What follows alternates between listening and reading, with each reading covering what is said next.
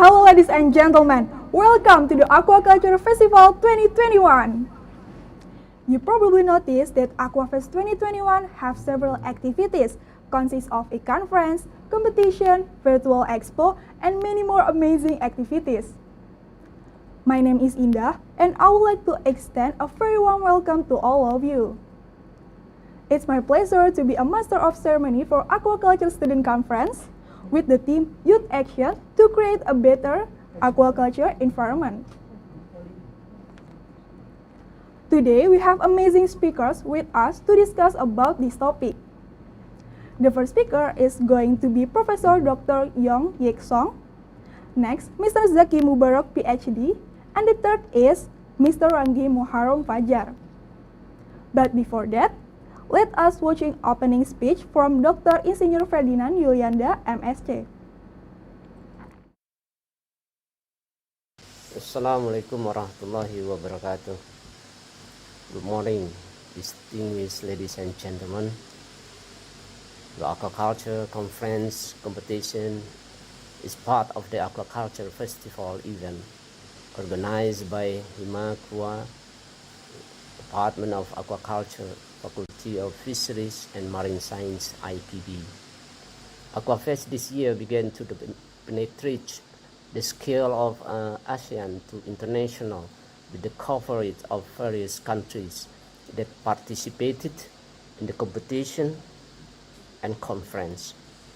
Aquafest collaborates with ASEAN Fan to hold conference and various other competition and receive full support from the Ministry of Marine Affairs and Fisheries. The highest appreciation for the speaker, Professor Dr. Yeong from the Institute Marine Biotechnology, Universiti, Malaysia, Terengganu. Zaki Mubarok, PhD, from Research Fellow, Center for Sustainable Ocean Policy, Universiti of Indonesia, and Ranggi Muharam Fajar, Customers Success Manager, Aquaeasy-Bosch, Indonesia. Aquaculture Student Conference is held to find out aquaculture problem in the ASEAN region so that it can be discussed by experts in each field with the speaker from various countries in ASEAN. Hopefully, this competition involving all aquaculture experts can trigger new innovation in the field of aquaculture. Enjoy in competition in order to produce a glorious achievement. Assalamualaikum warahmatullahi wabarakatuh. I am super excited to have you all here. At this time, I would like to invite you to tap your excited feeling in the chat box.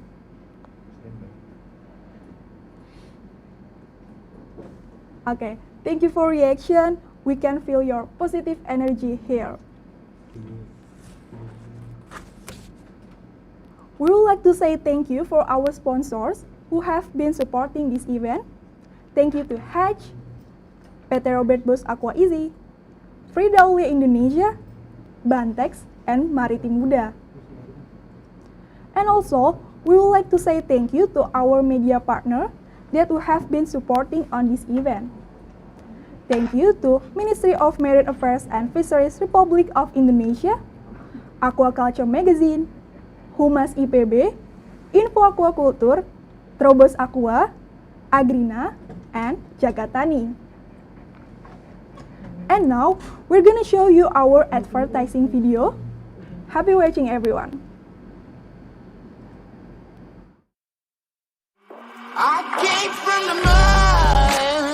They bring the right people in terms of customers, partners that could help you bring a product to market faster.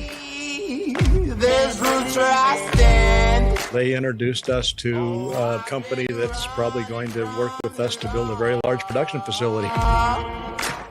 Hope they won't shoot me down soon. Having the opportunity to work alongside some of the smartest people in science and technology and engineering, yeah, it's been an honor.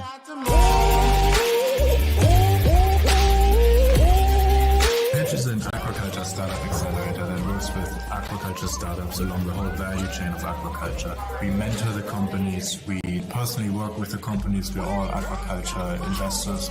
So by the time of the end of the program, they really know their product market fit, they really know their route to market, they have created or have leveraged our network and actually speak to customers or even start selling. Well, if you wanna get to heaven, you gotta raise a little hell. I've been running from the law. Hope they won't shoot me down soon.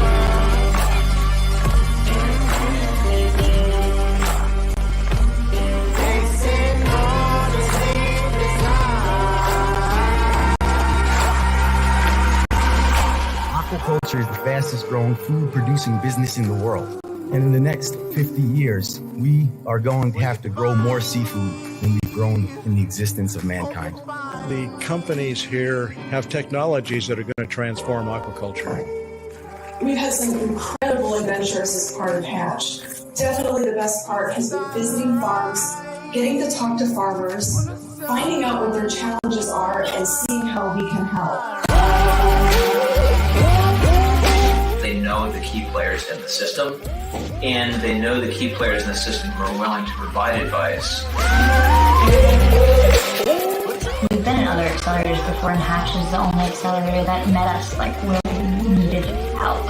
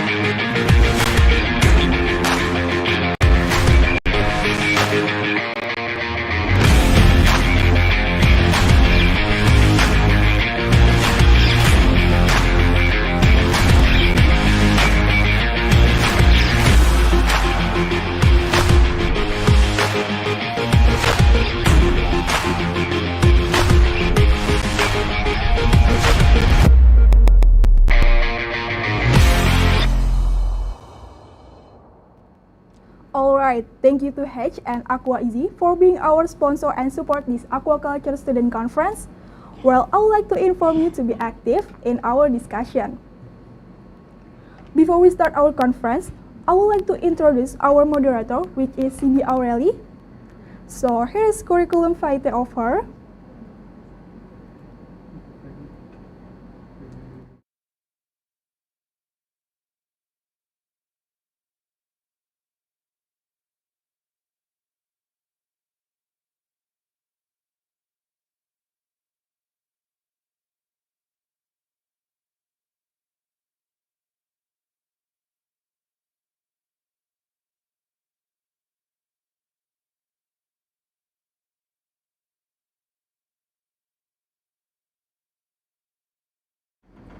So, without any further ado, please welcome Cindy Aureli.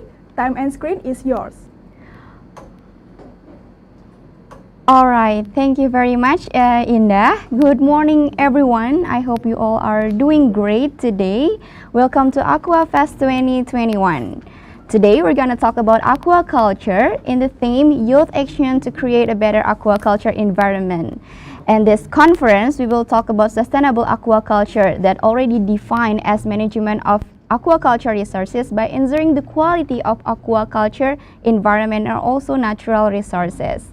At Aquafest, our Aquaculture Student Conference, we will discuss about some issues that related to sustainable aquaculture.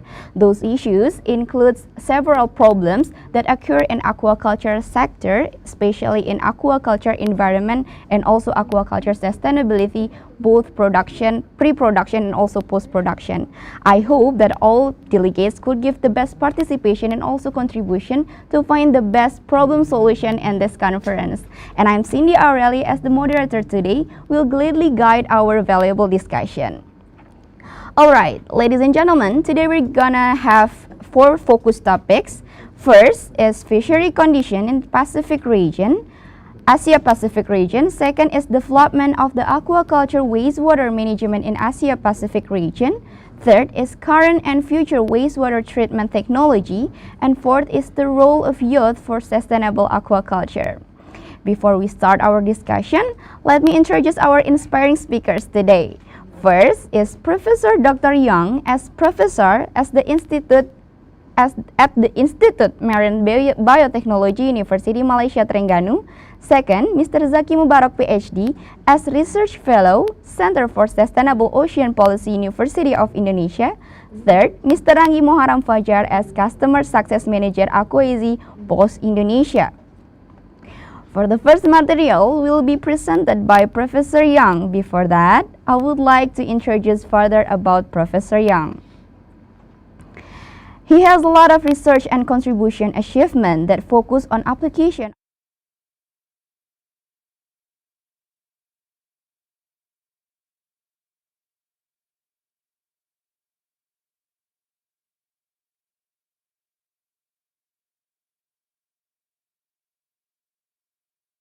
Without any further ado, please welcome our first speaker, Professor Yeong. Good morning, Professor Yeong. Everyone. I'm fine. It is weekend, and I think that everyone has a very relaxed mind this morning today.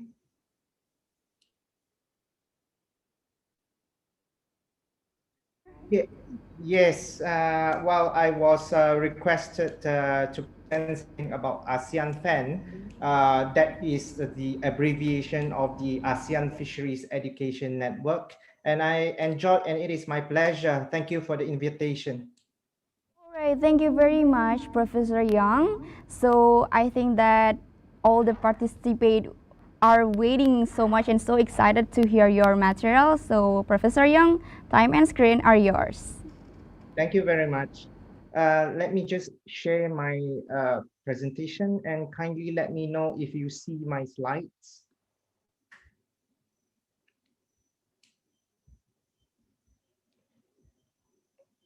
Can you see my slides?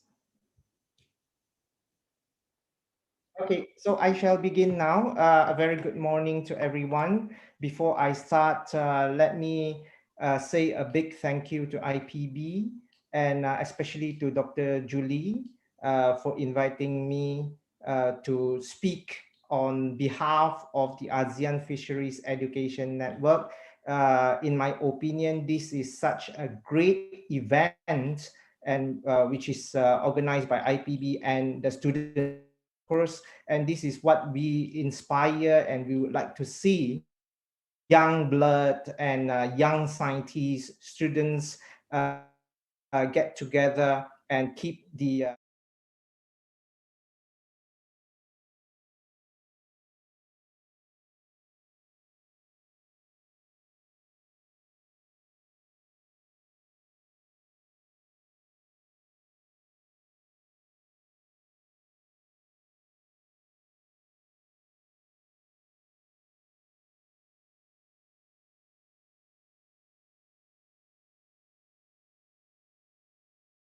that we run every year, and what be a potential activity that may attract students' interests and potentially and eventually benefit young scientists, young lecturers, and of course the opportunity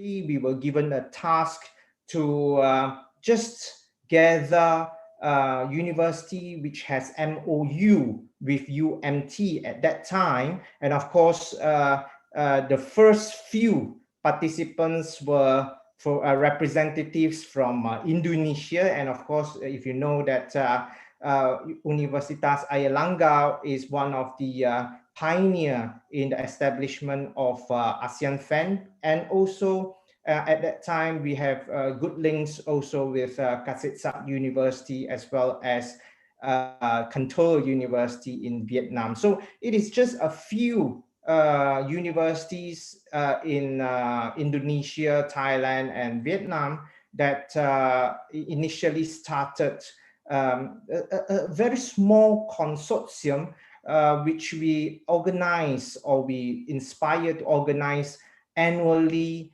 a joint conference together. And that is how we sit together and we discuss about the potential of having a small consortium. And in the year 2014, with the support from the Dean of Faculty of Fisheries and also Aquaculture in respective universities, all the deans at that time, 9 of them actually, we have expanded in 2014, that agrees to collaborate in a more systematic way. And a more systematic way meaning that we need to sign a contract to form a small consortium and work hand in hand together to promote a platform which expands the establishment of a network that supports and facilitates educators, scientists, and also agencies in the aspect of promoting education and research in the field of fisheries and aquaculture. So this is a great start where we officially involve the top management of our university to sign a big MOU. At that time, 9 presidents and vice chancellor from the 9 universities in ASEAN FEN, we signed a big contract, and that is, I would say, the historical day where ASEAN FEN is formally established in 2015. Now, over the years, we have working committee members in our network, and of course, we seek to change the members or the board members, we call it, every 2 years. So if you see here that because of the COVID-19 pandemic, we have the first working committee, and then we changed to the second working committee,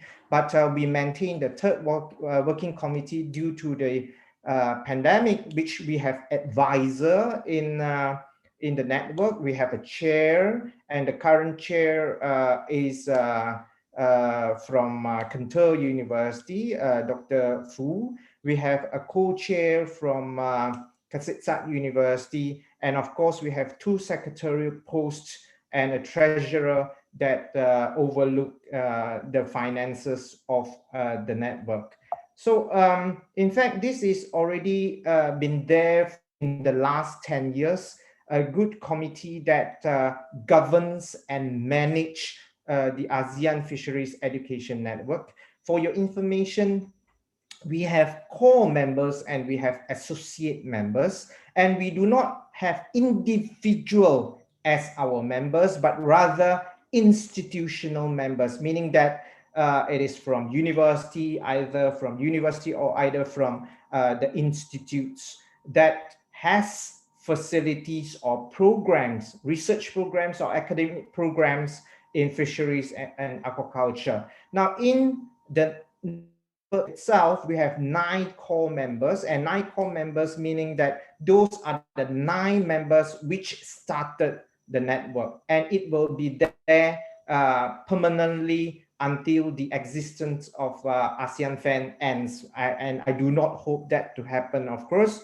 But if you look at the track record of ASEAN FEN, you remember that just now I said we only started with 5 universities and then expanded to 9 universities. Today, altogether, we have 3 associate ASEAN FEN institutional members. Only that, and I am sure that you are happy to see that Bogor Agriculture University in Indonesia is one of the associate members of ASEAN FEN. And in fact, not only just secluded in the ASEAN region, but over the years we have also expanded universities which are really interested to join the ASEAN Fisheries Education Network, which is outside of the ASEAN region, and we into a category which we call ASEAN FEN Plus members from China, from Japan, and of course one from Thailand because it's a private university. So altogether, until today, we have already 36 institutional members in ASEAN FEN, and of course, the interaction never stops since the establishment. Usually we have roundtable meetings twice a year, and the last engagement we had were before the COVID-19 pandemic in the end of 2019. But thereafter, we have online meeting in the year of 2020 and 2021. So a bit pity, but things have to go on as what it is. So the meeting continues, and we discuss about collaboration framework, what program that we are organizing in the year, and of course at the moment, because face-to-face engagement is not possible at the moment, so we did not have any active travel between educators and between students and scientists, researchers going on in the year 2020 and 2021. So we hope and we anticipate that this program will be active again, particularly for your interest, all the students, that we have a lot of activities laid down for students, and we name them students mobility programs. And out of these institutional members, all of us organize workshops and seminars from time to time, which we include the participation of students around the world, and especially from the ASEAN FEN members. We facilitate a lot of attachments from member institution. So like for example, we facilitate students, like for example at UNT, we facilitate student attachment from Vietnam, from Indonesia, from Thailand, from our member institution, and we provide short courses, modules, training, practicals, industrial trainings, and students need not have to worry about accommodation and local management of travels and so forth. So those kind of activities really brings up the interests, really brings up and provide students with new ideas, and to see the world and to learn new things through those industrial training or through the short attachments. At the level of ASEAN FEN, of course, during the annual activities of our conference or between universities which are closer to each other, we perform cultural and sports facilitation as well. So meaning that we exchange in terms of the cultural dances or practices in the event or in any events which we mutually organized. We do provide also summer camps, and we do also provide virtual mobility programs such as conferences and seminars over the years of the establishment of ASEAN FEN. One of the very important way to promote or disseminate novel findings or novel academic exchanges would be through mobility of educators, and we strongly support that also to occur within the members of ASEAN FAN. And over the years, professors and senior lecturers and those young scientists, postgraduate students which or acquired who like to acquire new technologies in the region, we do facilitate that to happen within the member institution. Apart from just mobility, there are several success stories about the collaboration within member universities in ASEAN FAN, particularly in research collaboration, especially on the success in joint publications, in the establishment of joint labs, and also grant application.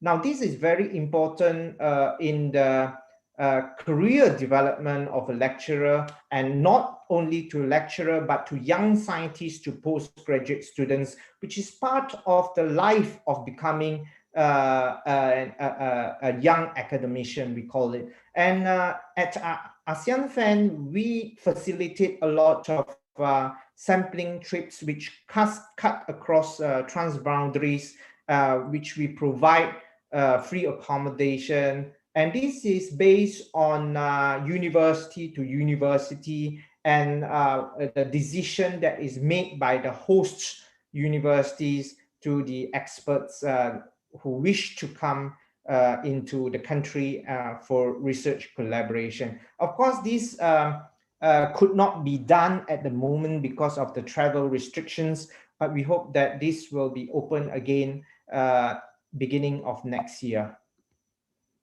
Now, for your information, we organize every year a big event which we call the International Fisheries Symposium. And we have started the first symposium back in 2011. And you see that the achievement of those International Fisheries Symposium is very, very impressive, with the increased participation every year.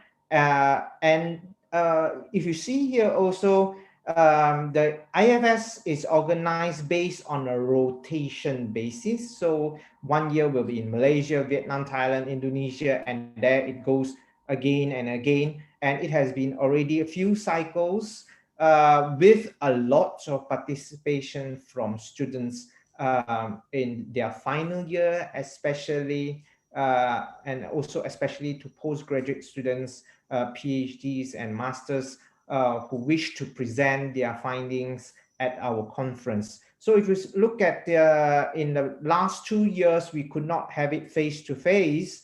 And in fact, we did not stop there. We organized the webinar session of our program for these 2 years, and we will see how, and hopefully that again next year, that IFS 2022 could be organized in Vietnam at the end of perhaps November or December of 2022. We very much hope that to happen. And of course, this is some of the information, the past program that we organized in 2020.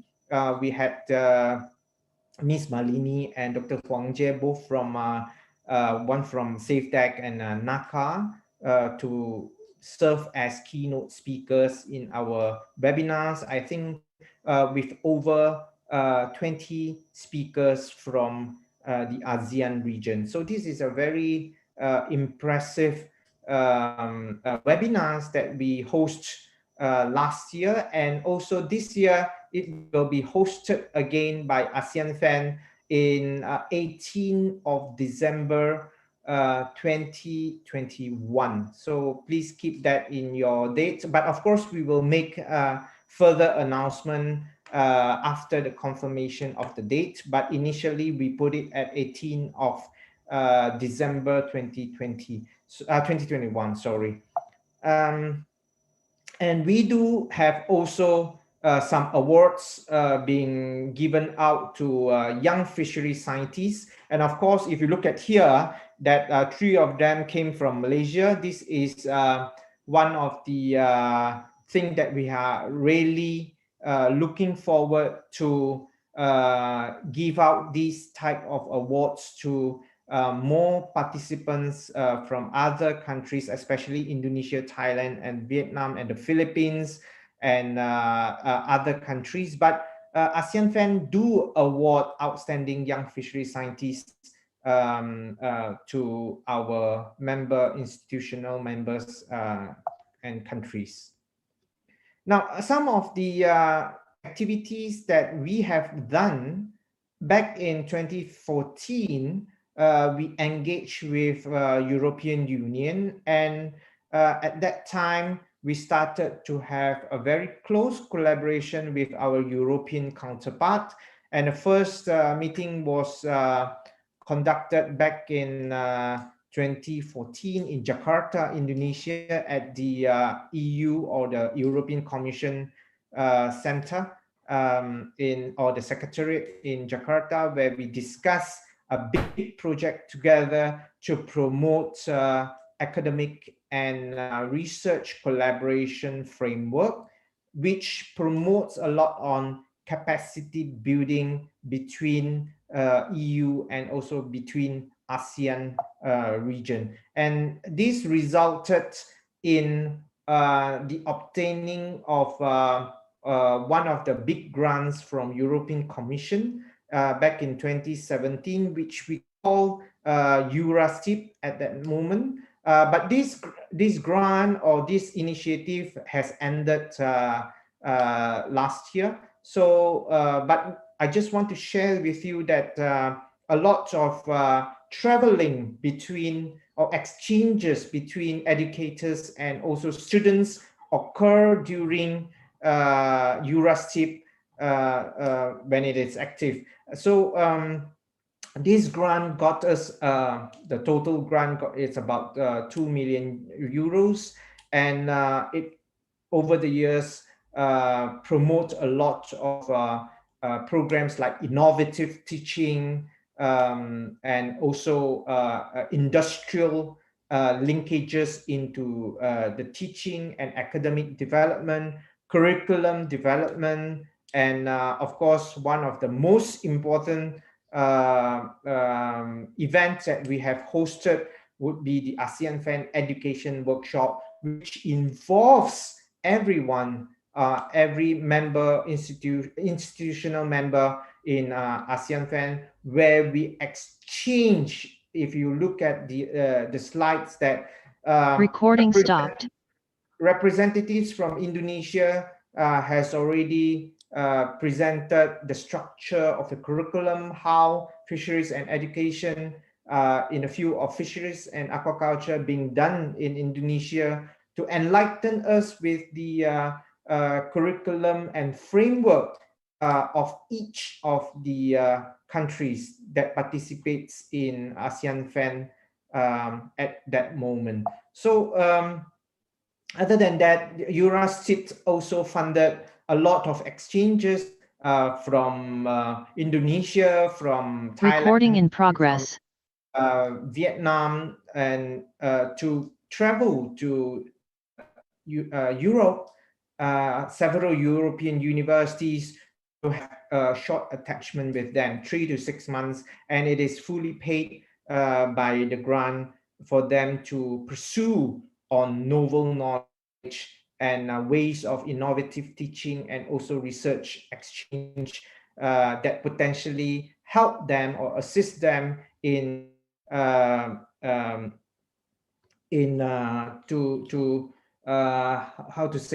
improve the research network of those young educators.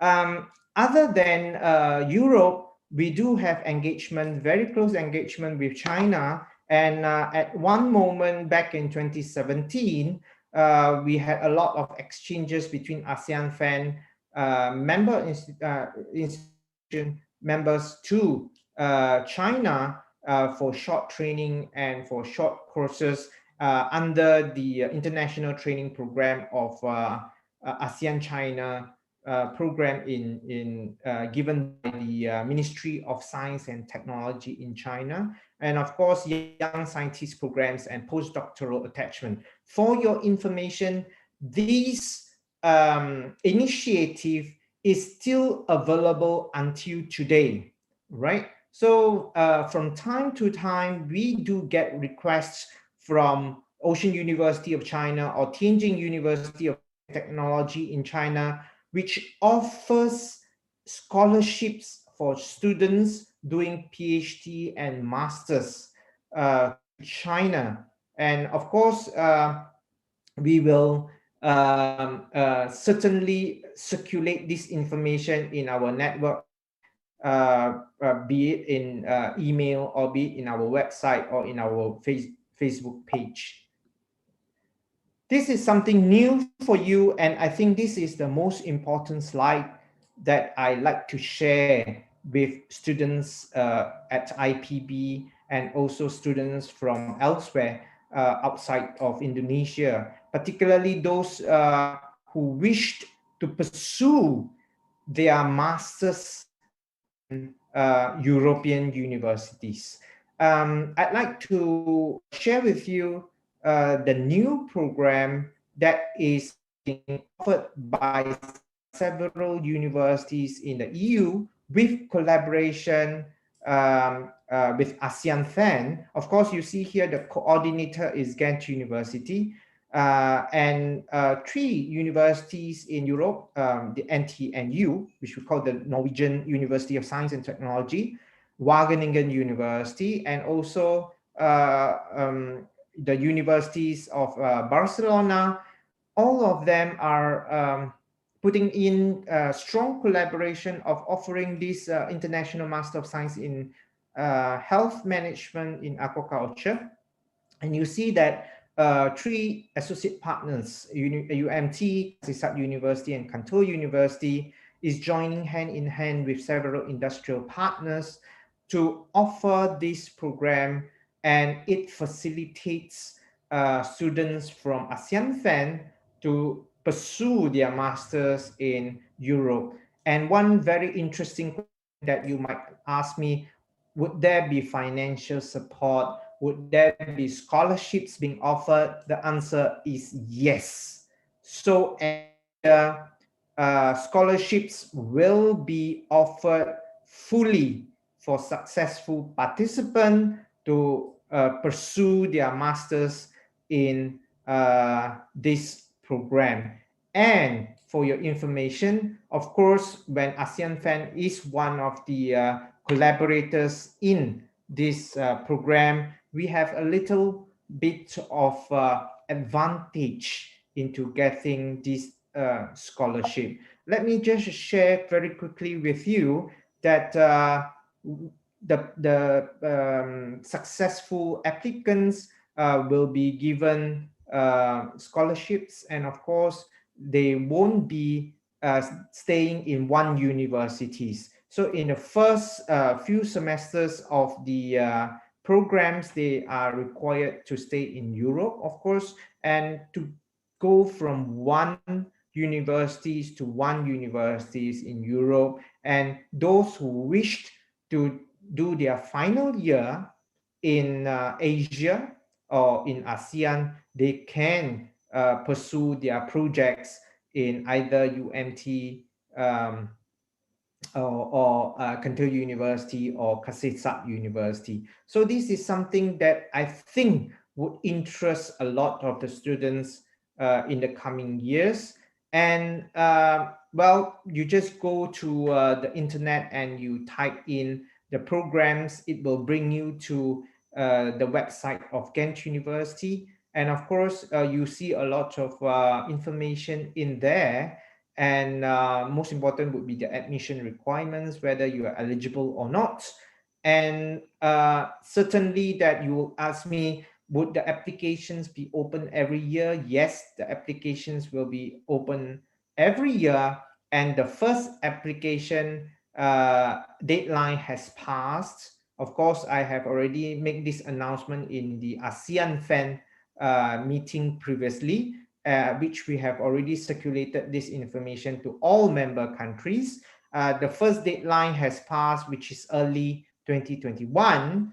But for you, please make sure that you take the opportunity of the beginning of 2022, and it will continue for the next 5 years. Okay, so this is something that I think you should take up this opportunity and get yourself a chance to study in Europe. So I guess that is about all regarding my presentation. If you would like more information, please go to our website. We have a website at aseanfan.org.my, and also we do have a Facebook page, and you just type ASEAN Fisheries Education Network in the Facebook search page. All right, so I'd like you to ask me more questions if you have, and back to you. Thank you very much.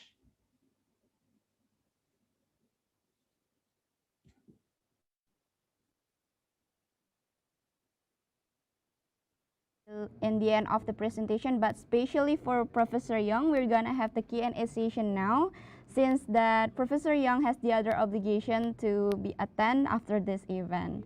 Okay, to conclude all the materials, I would like to give you some summarize that already given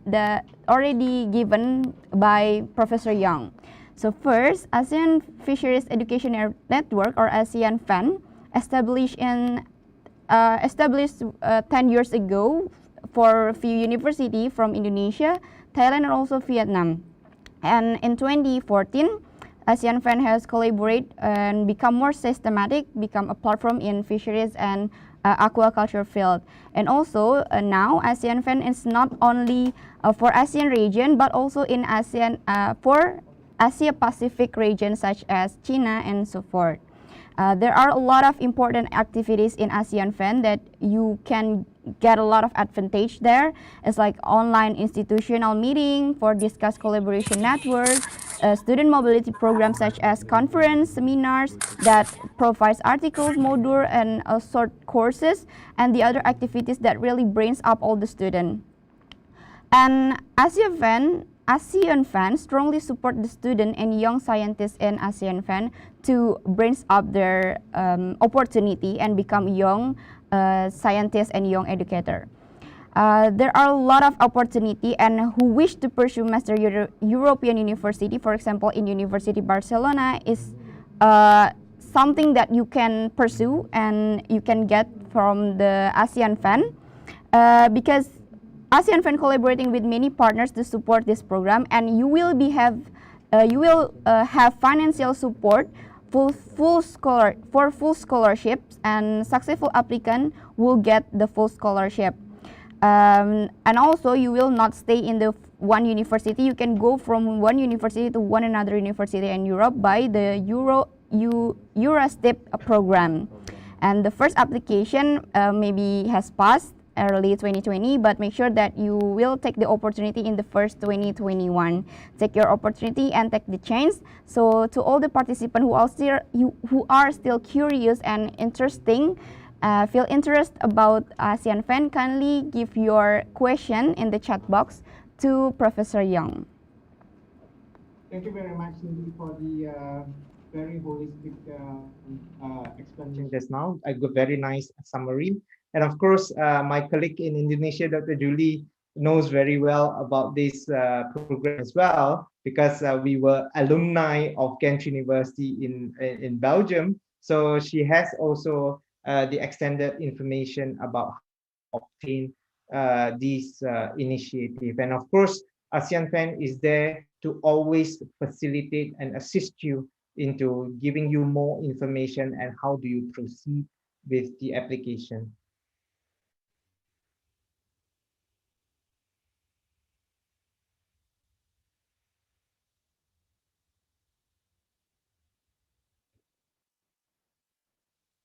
Curious and feel interest about ASEAN FAN, I think like this quite interesting, and Actually, I am interested in ASEAN Fan. Okay, we got one question, Professor, from Dito. Okay, the question is, what are the requirements of the student who want to join ASEAN Fan? Okay, in the very first beginning, you already explained that we are in ASEAN Fan is institutional member, and Dito asked how about the requirements of student that who could pass ASEAN Fan requirement. Okay, for Professor Yeong, kindly give your answer. Simply we can clarify this to Dito that all the membership in ASEAN Fan is based on institutions and not individuals. But nevertheless, students from IPB, because IPB is one of the associate members of ASEAN Fan, and of course, you can join any activity that falls under the network, especially that you have mutual programs with other institutional members. Like, for example, I will give you one example. If IPB is going to have short attachment programs with UMT under the MOU, then all students that falls under that category can join, and we facilitate by providing local accommodation, and we provide courses and so forth. So all these comes under the initiative of ASEAN Fan, especially that we have one big network or consortium that we do not only facilitate mutual exchange, but sometimes several universities doing that all together. So of course, all students that falls under the membership of ASEAN Fans are eligible to get those facilitation. I hope that I got your answer, Dito.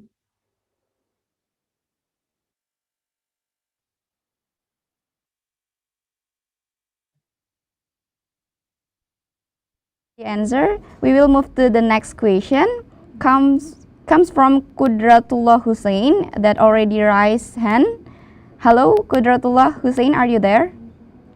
Yes, I'm here. I want to ask Mr. Yeong, what kind of program or maybe activities that will be held by ASEAN Fan for specifically for college students in the next year?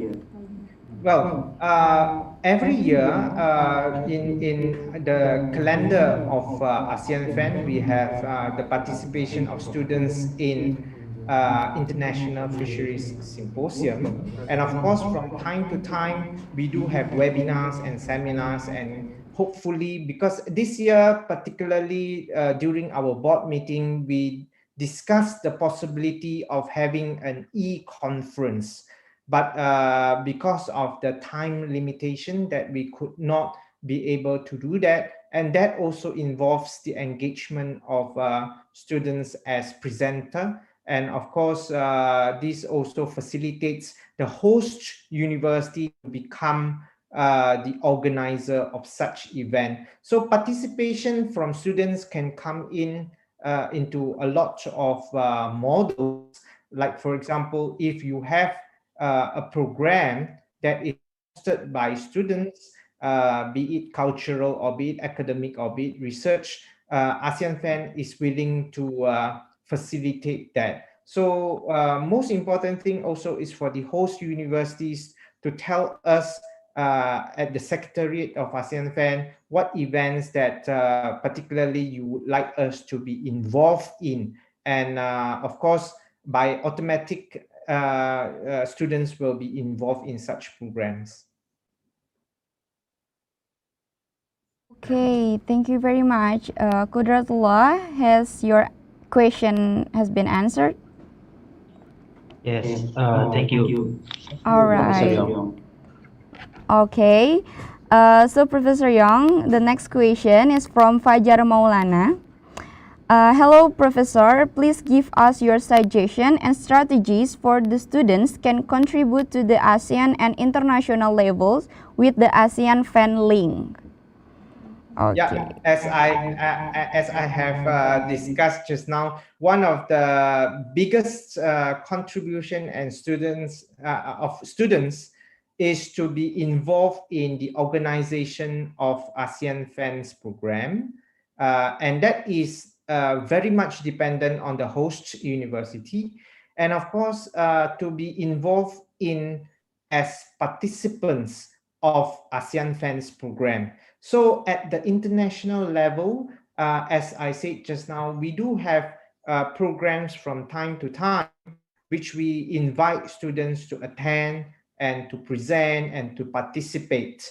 But very unfortunately is that in these last 2 years, because of the COVID-19 pandemic, a lot of activities, especially those face-to-face one, could not be organized. And of course, the efficiency of ASEAN Fan is slightly reduced in such matter, but webinars and online seminars are still on. And all of that also involves student partnership and also students to participate.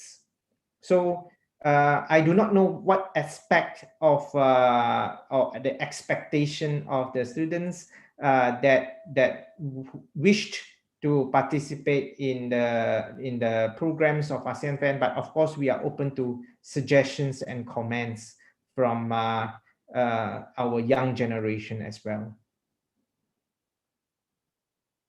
So Fajar, please keep in touch with ASEAN Fan and mark the date in the first 2022.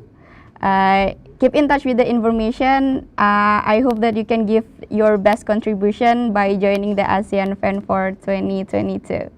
Okay, Professor, the next question is from Rian from Philippines. Professor, how to become a member in ASEAN Fisheries Education Network for our school? Well, if you are new to ASEAN Fan and who like to join ASEAN Fan, the first step is to convince the management of your university. So we need an official letter from the dean of the Faculty of Fisheries or Aquaculture or related faculties, or it can come from the vice chancellor of the university or the deputy vice chancellor of the university, that please send us an official letter to the secretariat, and of course to me or Dr. Tan. You can see our contact in the website. So please, or you can even go into the Facebook Messenger and send us the application, no problem.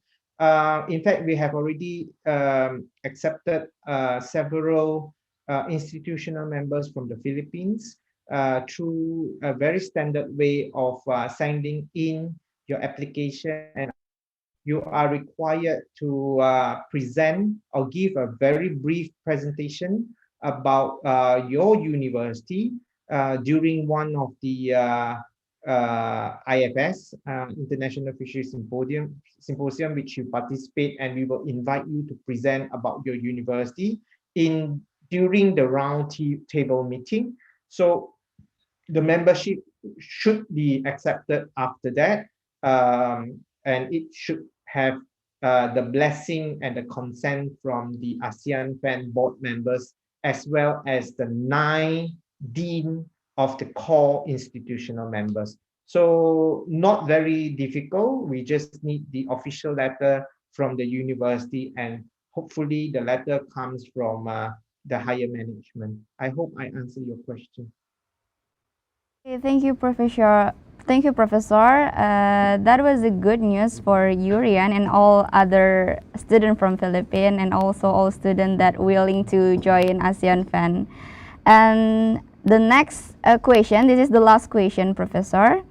Are ASEAN Fan give the education for fishermen and another person who involved in this circle, or maybe not only the student, maybe ASEAN Fan give education for fishermen or another person who involved? Well, I guess the students is directed to community service and community engagement. ASEAN Fan at the moment do not provide community engagement to fishermen or other sector. We now focus only on academic and research collaboration in the field of fisheries and aquaculture. Particularly, we serve as a platform to acquire and also to disseminate knowledge that arises from academics and research aspect. So for the community engagement and community service, I think it should go back to the host university, direct engagement with local people. And of course, those information that is used to be transferred to fishermen can come from the source of the output of research as well. So I would say that at the moment, ASEAN do not engage yet with community service. So the community that works in the network or in our platform is based on academic and research only. All right, thank you, Professor, for the answer. We got one participant who already raised hand. This probably the last question. Sure. Okay, kindly on your microphone and directly ask to the professor. Okay. Bella Rahma, are you there? Okay, yes. I have any question? Okay, Mister. I have a question. What we must skill to want to join the ASEAN Fan? What we must soft skill? Okay. So what soft skill that should we have to join the ASEAN Fan, Professor?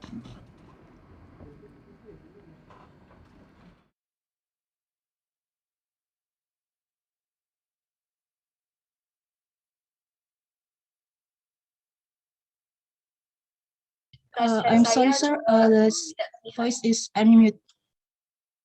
I'm very sorry. Can you hear me now? Yes.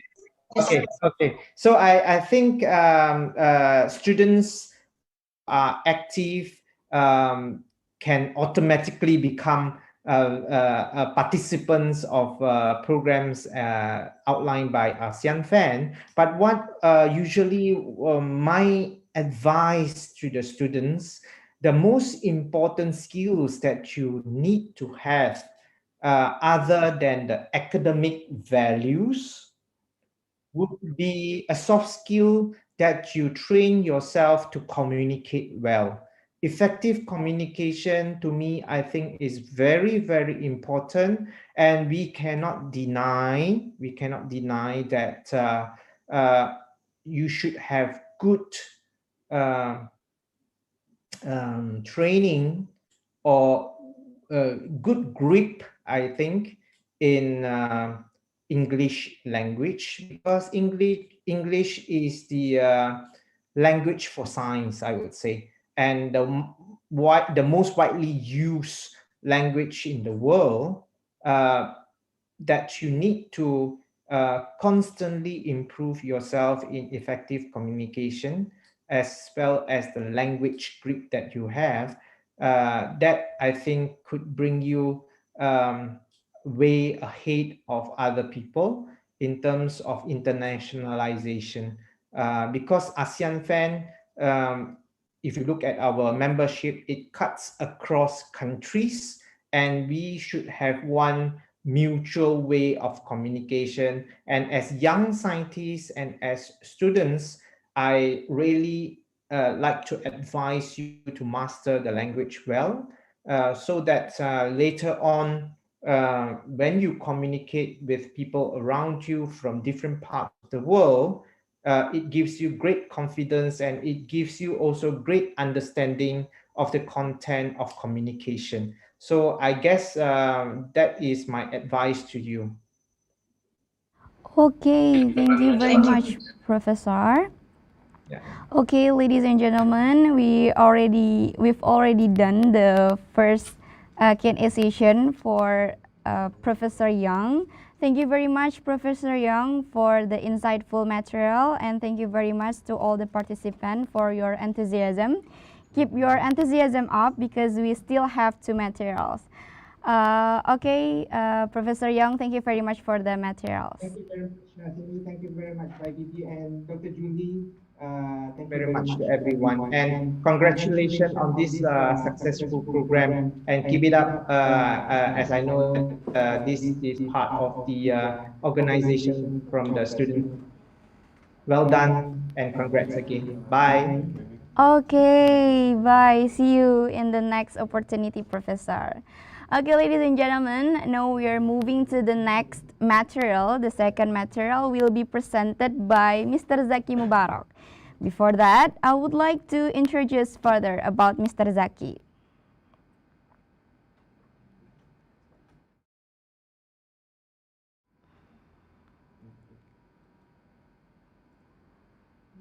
Okay, so he graduated for his master's degree in University of Wollongong, majoring Law and Policy, Australia National Centre for Ocean Resources and Security.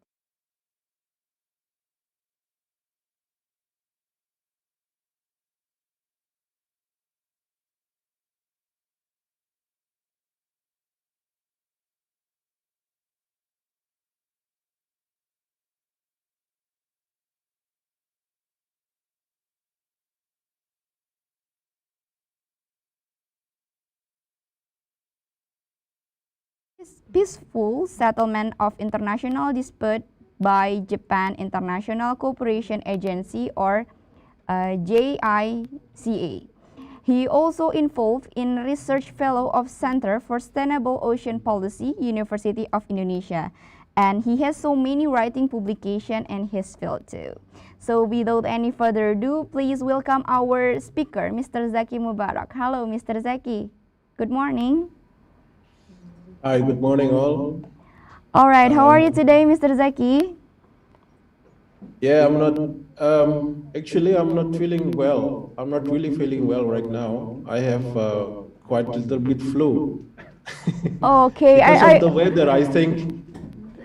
Oh, I feel sorry about that. Thank you very much, Mr. Zaki, for coming and willing to present your material. Okay, are you ready to present your material, Mr. Zaki? Yes, with my pleasure. All right, thank you very much. So without any further ado, please welcome Mr. Zaki. Time. Yeah.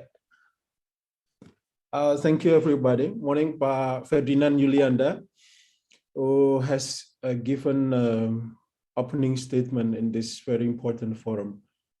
And Professor Yeong, are you still there? I hope you're still there. I saw that even though you are a professor, but you're always young. and, and I can see it from your face, actually. And also, last speaker, Mas Ranggi, and everyone, my colleagues, first of all, I would like to convey my greatest gratitude to the committee for having me here.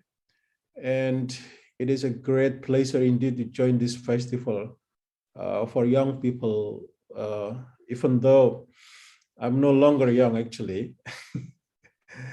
But after attending this event, hopefully I can get a spirit of young people inside my brain, inside my spirit in the days to come. And in this opportunity, I will deliver a presentation concerning the nexus between aquaculture and young people, challenges and opportunities in the years to come. But before I elaborate my presentation further, I would like to make a disclaimer. I'm not a technical person. I'm involved with the government. I work for the Ministry of Marine Affairs and Fisheries. As mentioned by a moderator, that currently I'm part of a working team of the minister. But here I'm not representing myself as a working team of the minister. I represent myself as a research fellow of the University of Indonesia.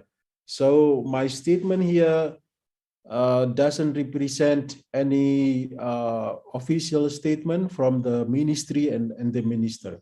So in capacity of as a research fellow, I have the opportunity to deliver the presentation. Next slide, please.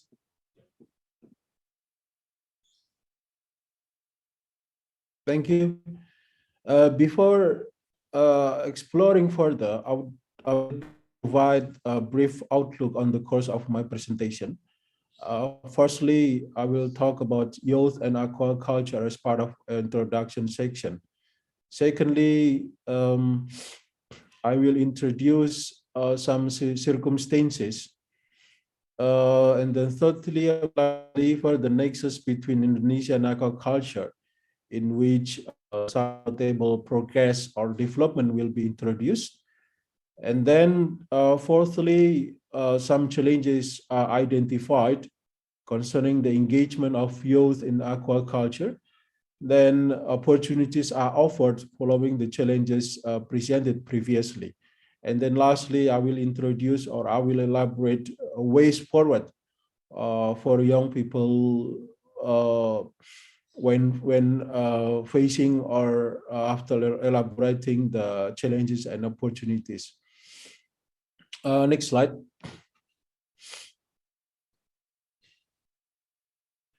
Yeah, thank you. Well, my colleagues, the topic of youth and aquacultures comes into my profound interest in this context. Both issues are the future of humankind, in my humble opinion. The earlier topic, undoubtedly the honor of human generation. You all of you, youth people, and then the latter, the aquaculture issue, is the future of fisheries. I believe so because we have some very, very interesting research on it. I will elaborate further in the upcoming slides. However, I discovered that the youth engagement in aquaculture production remains understudied. It is very important and very, very interesting as well. Not many research are conducted to pay the connection attentively. Statistics related to fisheries and aquaculture have so far not been successful in capturing information that is specific to the involvement of youth and children. The involvement of youth and aquaculture. I believe the sector's fragmented nature and low institutional capacity for data collection are possible reasons for these omissions. So this is one of reasons why we have understudied data or understudied research on the nexus between youth engagement in aquaculture protection. Secondly, the research that has been conducted so far found that youth involvement in aquaculture is not seen as a first choice. Correct me if I'm wrong, my colleagues, but I think to some extent it is true. And also, youth involvement in aquaculture is not considered as modern option for a future job. Youth people inclined to view and become receptive the aquaculture from the perspective of business. The key informants brought up examples from Asia Pacific of different forms of perceptions of aquaculture sector as a source of youth livelihoods. I take one example in Bangladesh, where many households that are able to own land, also they have a pond in the vicinity, in the yard. The families might opt for these ponds to be leased to outsiders for aquaculture. Instead of making the pond as additional revenue for them to get revenue for them for aquaculture, and they also prefer the youth of the households not to take over the running of ponds. So it is one example happened in Bangladesh. In fact, this phenomenon doesn't happen to aquaculture per se, but it also occurs in marine capture fisheries. I read data or research conducted by FAO, and it shows that some reasons for them not to engage with the marine capture fisheries, it is very difficult and often dangerous working conditions for them to work in marine capture fisheries. They have also concern with low wages and or low salaries, and also they have big concern over the uncertainty about sustainability of fish stock. And then thirdly, I found that many young people prefer to move to cities as a more attractive option. The lack of recognition of youth involvement in aquaculture is gradually changing. It is very, very clear. If we read the research paper that has been released by FAO, if not mistaken, the last publication was conducted in 2020. The paper or the organization recognized gradually the important involvement of youth in aquaculture sector. So it is very, very good trend. It is very, very good development, and I hope that many publications, many research can be conducted further to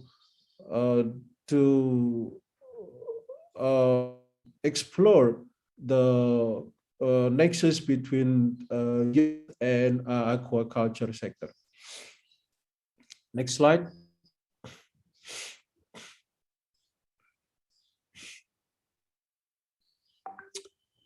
Based on the last research,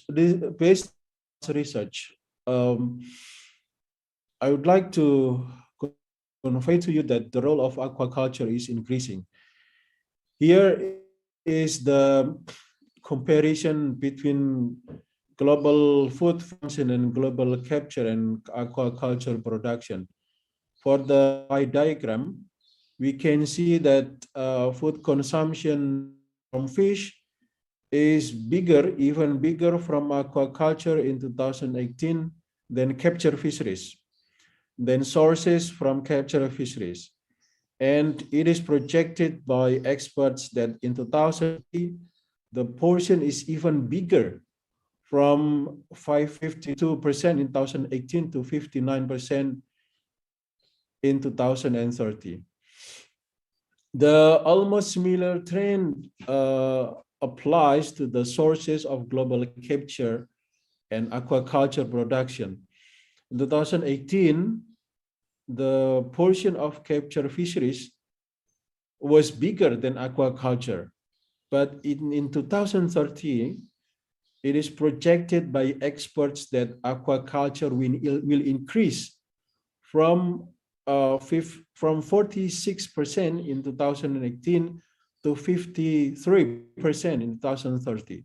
So we have to we have to take this research as our guidance with regard to the important role of aquaculture in the years to come. Next slide.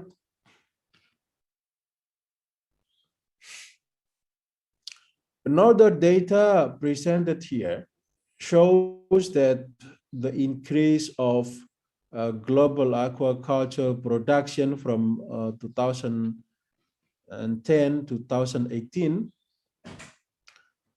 Here, aquaculture from marine and freshwater increased constantly, while for brackish water, it showed a of increase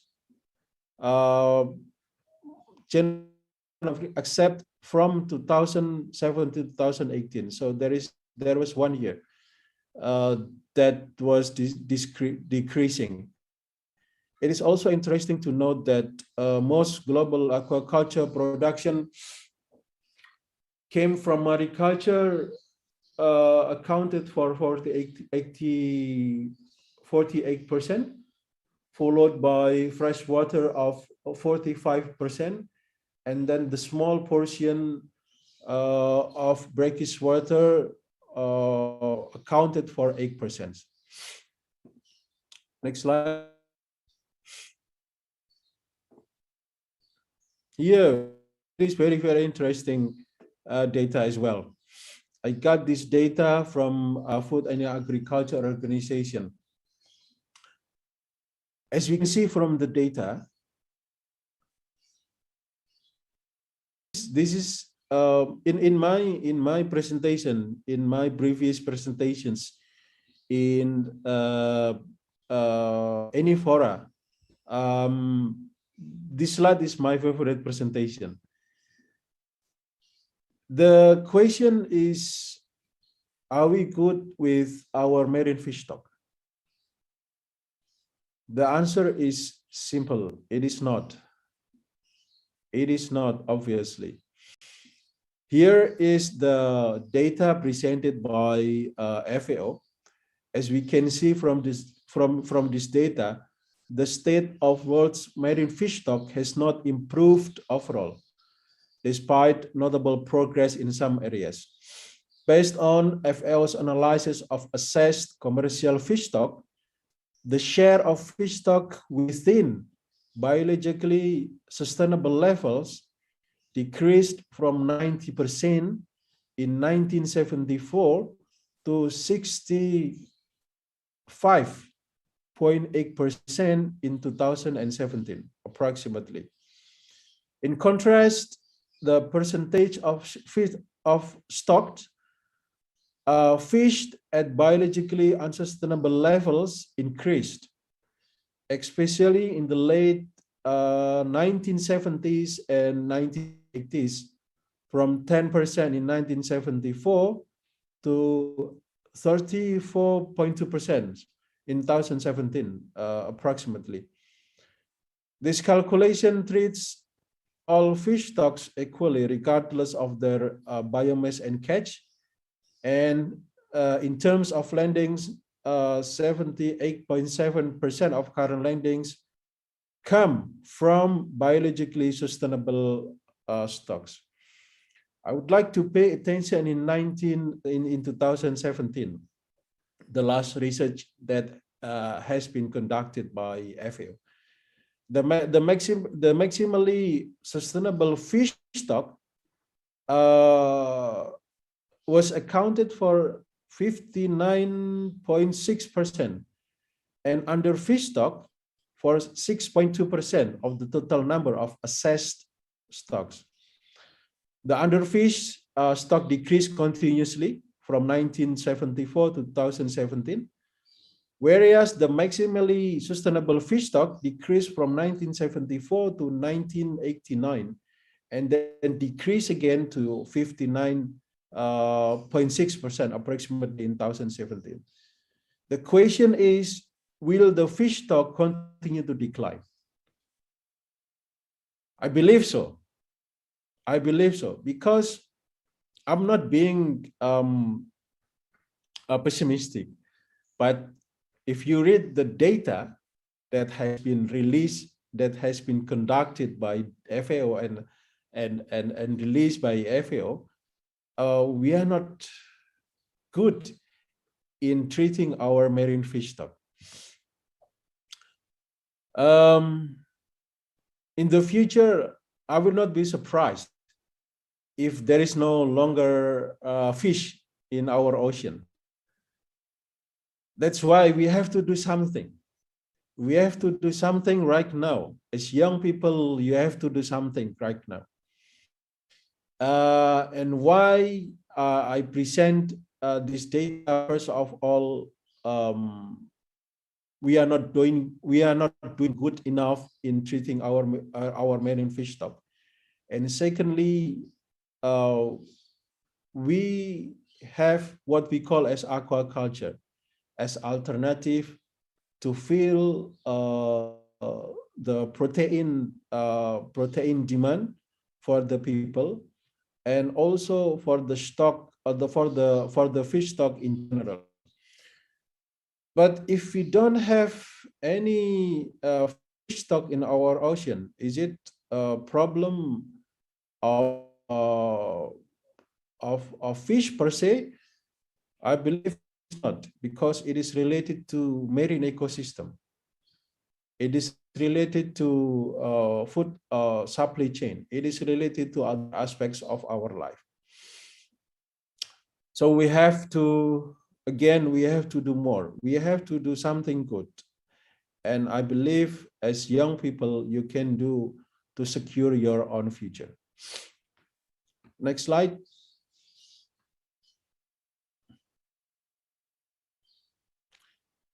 What about aquaculture in Indonesia?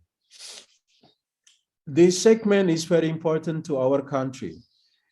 It is recorded from this data I'm presenting here that Indonesia is the second largest aquaculture producer in the world, with 12.19% share.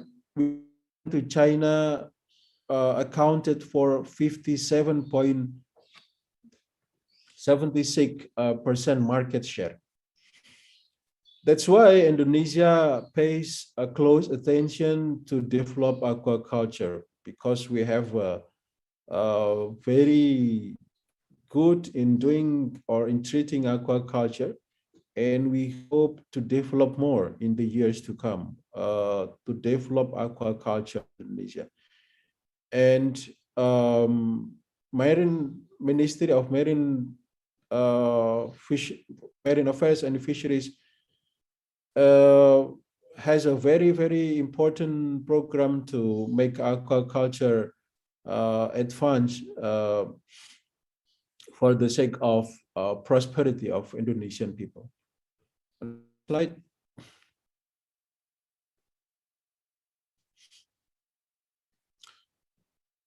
In this slide, it can be seen that from 2018 to 2020, shrimp export volume increases quite significantly from 1,009.434 to 239,227 tons.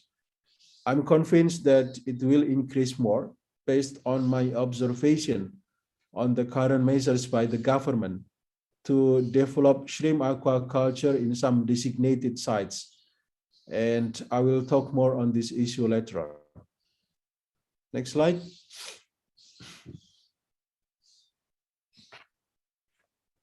As we can see from this slide, there are two important indicators in respect of shrimp products from Indonesia. Those are commercial value and export volume.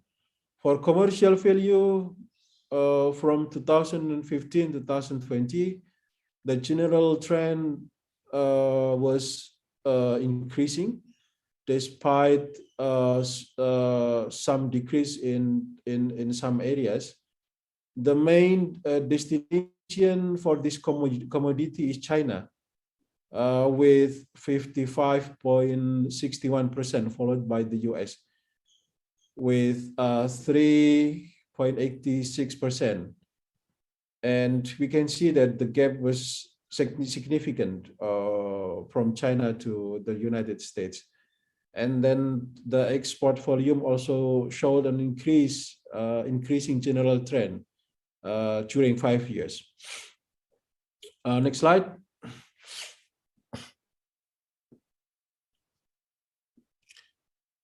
Here, the government, again, I'm not talking to represent the government, but to the best of my knowledge, if we talk about aquaculture policy in the years to come that will be taken by Indonesia government, aquaculture is encouraged by the government as a prime mover of the economy and national food security supporter.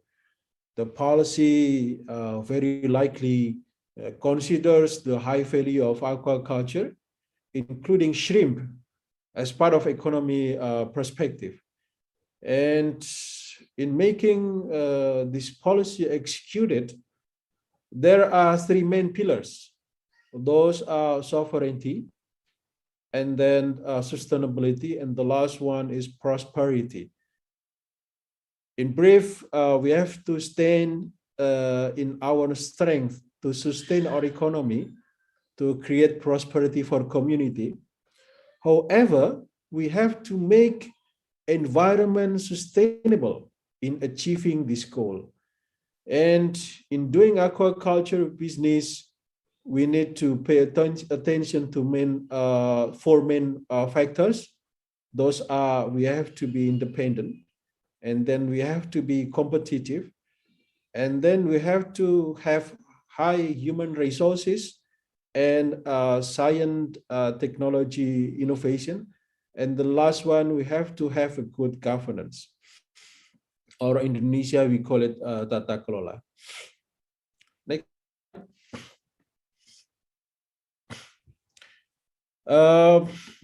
Why we have to pay attention to our natural resources, in particularly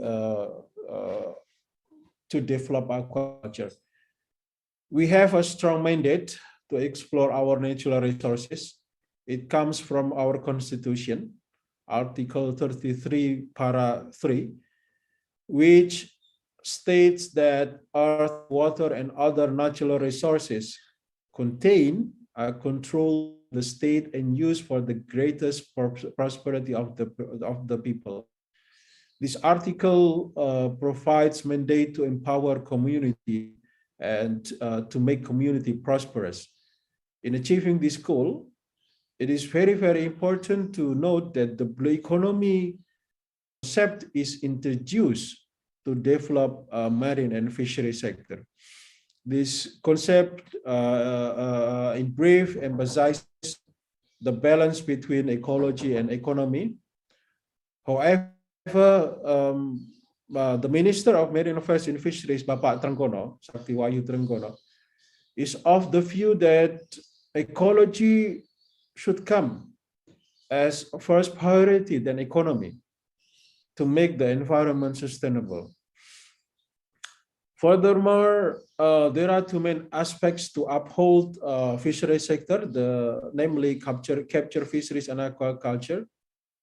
Both left side and right side support the creation of healthy environment in which it supports the materialization of blue economy concept. Next slide.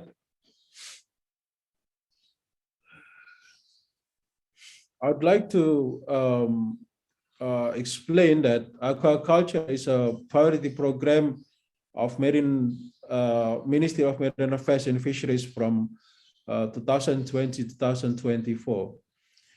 The goal of the priority is to have more job creation, more prosperous and more state revenue. And then the program is divided mainly into three main parts. those state revenue, aquaculture production for export orientation, and the last one is aquaculture development based on local wisdom. Next slide.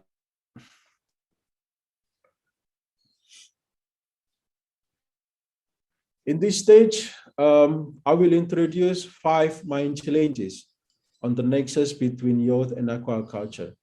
First of all, from what we do know, or perhaps from what I do know, correct me if I'm wrong, it appears that working with fish and aquatic foods, particularly aquaculture and small-scale capture fisheries, are not the first choice of livelihoods for most youth. It is based on my humble understanding, and also from the environment that from the environment, my environment, my surrounding environment. I talk to them if it is a prospective job for all of you, and they say that, well, for young people, it appears that it is not really priority for us, for all of us. But as the owner of future, I hope that you can stick to the sector and then develop more, and then you can attract young people to engage with the aquaculture sector. Secondly, the second challenge is youth are constrained. They have constrained to access land, finances, and other resources, and also to some extent, I can say that they have constraint also in having a voice in a decision making with regard to fisheries policy. Very, very interesting. So perhaps you can speak up. You can raise your how to have more role to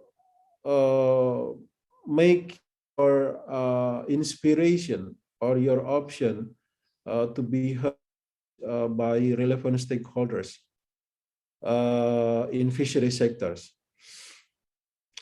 And then the third challenge is limited access to the involvement in policy dialogues on issues that affect youth.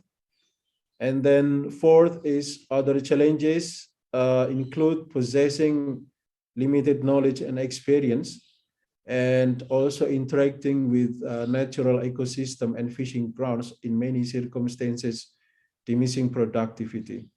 And then last challenge that I can identify is small-scale fisheries and aquaculture are often associated with low social status, and in certain parts of value chain, it also exploitative, and it also encompasses discriminatory working conditions. I believe it's not totally correct, but to some extent it happens. It happens in our environment. Next slide.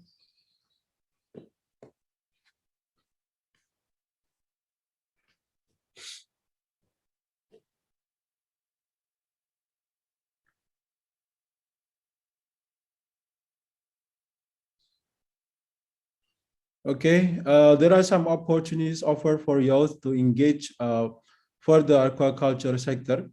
First of all, aquaculture is a promising sector. It is a fast-growing sector to provide more modern livelihood activity. The advancement of modern technology, I believe that my conviction is true.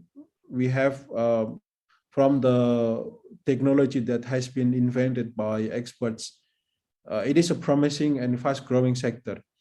Secondly, it obviously creates jobs and promising income. Thirdly, the sector adopts and needs new technology, and I project the traditional view of aquaculture is no longer exist in decades to come. Next slide. I'm sorry, I'm not feeling well. My colleagues, I'd like to touch upon a little bit with regard technical aspect of aquaculture. The research that has been conducted in order to achieve a better production system of aquaculture, there are some factors that should be taken into account. Firstly, the price will be competitive. Secondly, we have to pay close attention to the type of and quality of shrimp. And then thirdly, it should be free from disease for sure. Then added value followed by sustainable production, and most importantly, it should be eco-friendly. Next slide. Another way that is very important to increase production of aquaculture is using what we call as shrimp estate instead of traditional or extensive production system. There are factors that can be seen here: production, then business concept, management, biosecurity, and lastly, environmental issue. This is the comparison between shrimp estate approach and traditional or extensive system approach.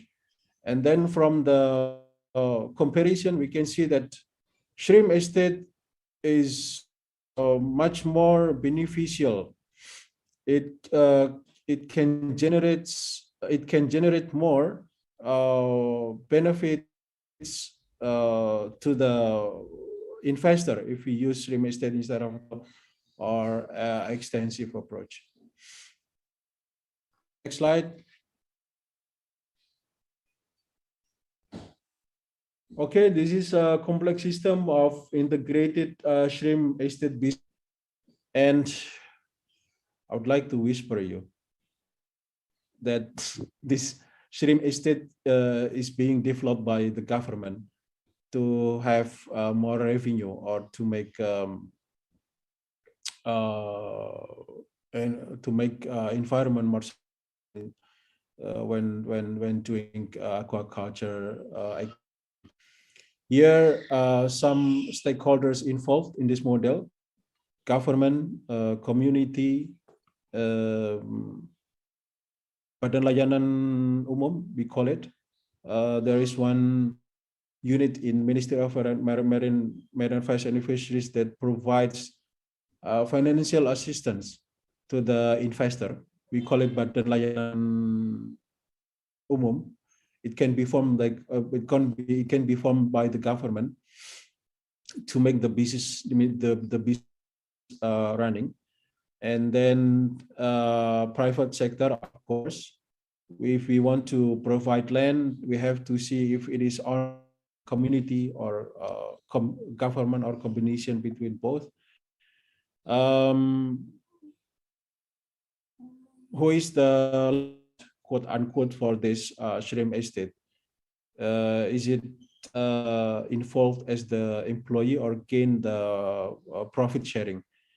And then funding, it can be non or domestic and overseas financial loans. It is very important, and it is being developed by the government currently. Next slide.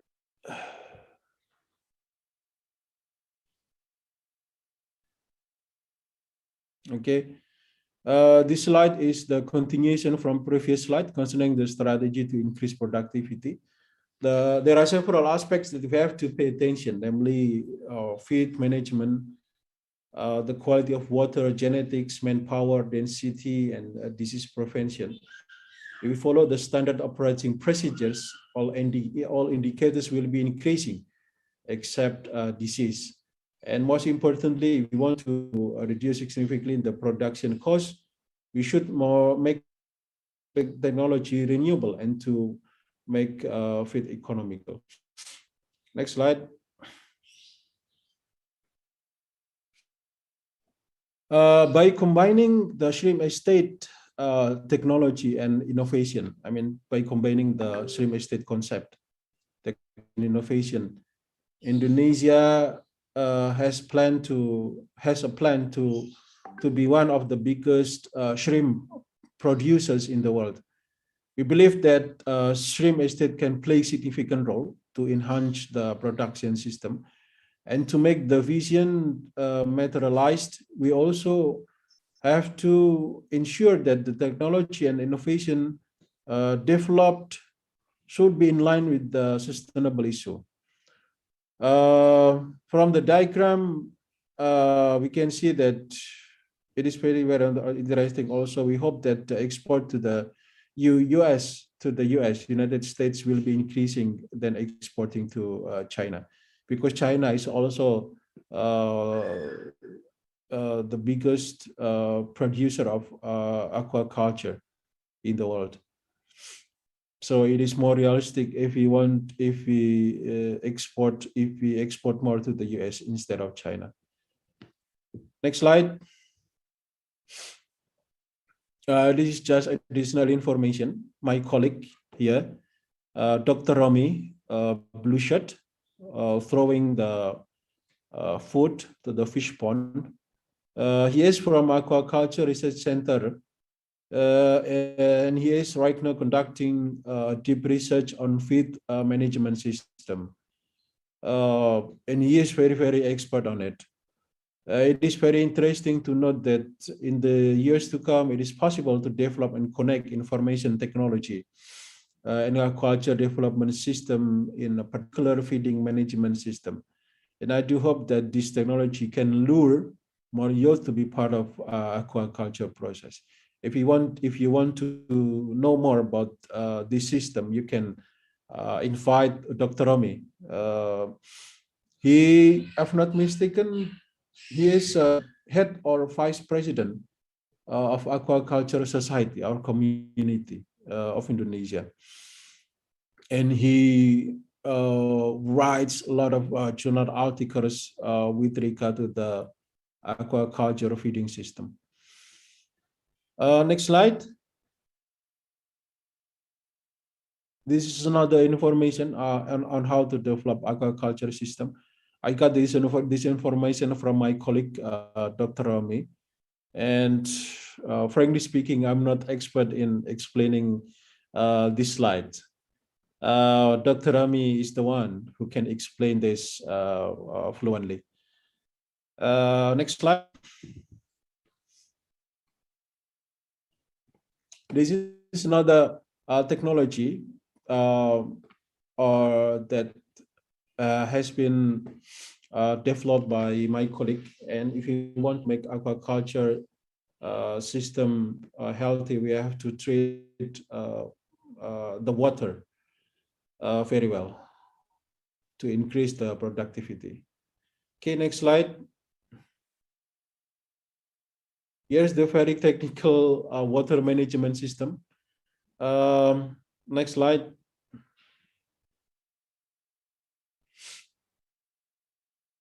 And here is the technology that has been developed by my colleague. Again, he is very fluent in making the system works. Next slide. I just want to skip because I'm running out of time. There are some factors that you can see here for the sake of from the perspective of biosecurity system. Next slide.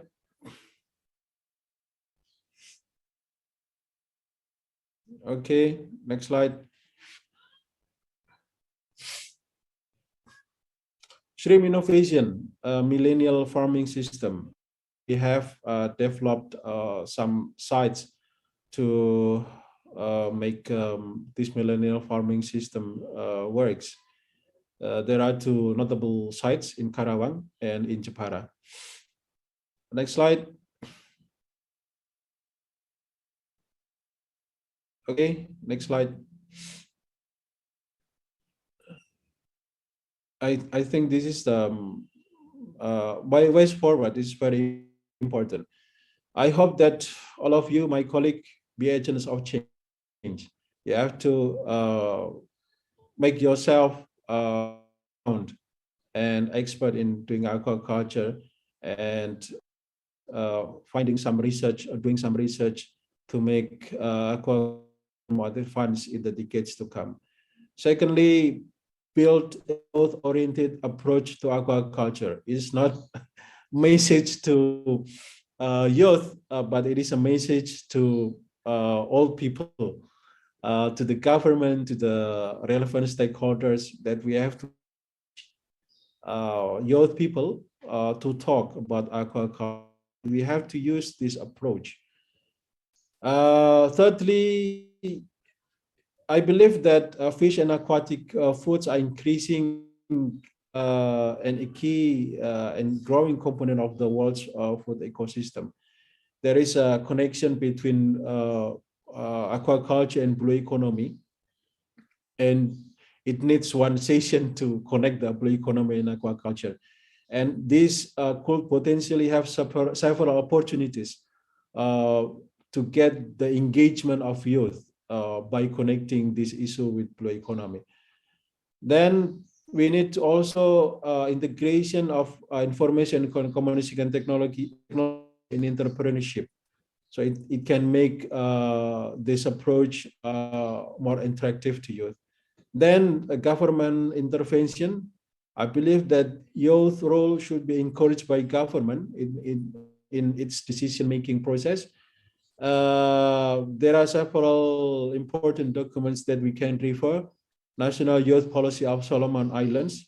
They perceive youth as a national builders, which aims to foster genuine participation of and a partnership with young people in all aspects of national and professional development. There is also a document that we can refer, that is National Policy on Youth Development of Cambodia in 2011, and also we can see non-Asia Pacific documents that has been developed by Nigeria, Tanzania, African Union, and the other countries. Okay, this is digital technology for aquaculture that has been developed and found discovered so far, and it is very promising invention that can help aquaculture more lucrative to. Next. Okay, next. I think this is last presentation. I thank you to the committee again and to all of you, and I hope that my presentation can give some enlightenment to all of you. Thank you. All right, thank you very much, Mr. Zaki, for the insightful materials for the nexus between aquaculture and youth, challenges and opportunity. I would like to give you a little summarize. We know that involvement in aquaculture is not seen as a first choice and a modern option for employment, but young people is the future for fisheries that might be more receptive to practicing aquaculture from a modern business lens. And he also mentioned about our current circumstances, that the role of aquaculture and aquaculture production is increasing from 2018 to 2030.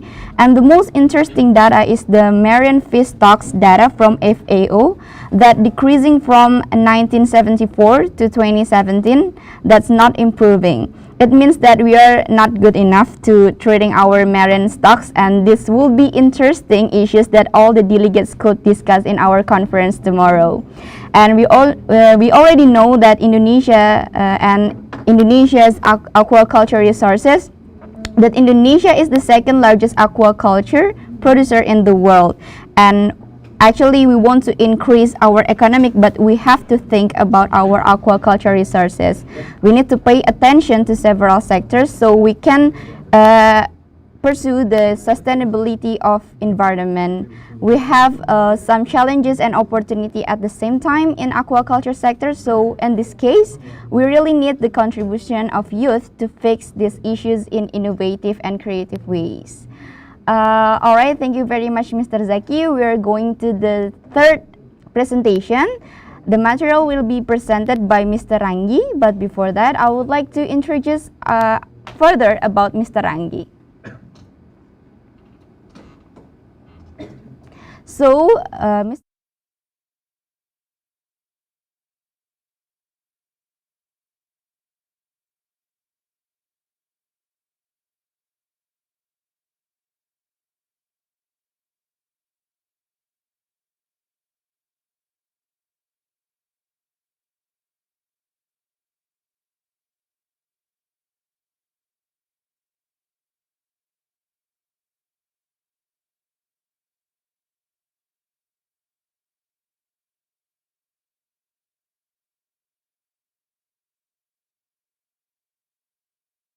Ranggi, good morning. Hello, good morning. All right, how are you, Mr. Ranggi? Great. Okay, thank God. Are you ready to Hope you good. Yes, I'm good, thank you. Are you ready to present your material today? Of course. Okay, so Mr. Ranggi, time and screen are yours. Thank you. Hi everyone. Good morning. I hope you're in a great condition today and have a wonderful day. Have a wonderful day. Yeah. Let me introduce myself. My name is Ranggi. I'm a customer success manager of Aquaeasy Indonesia in PT Robert Bosch. Maybe we can direct to the presentation.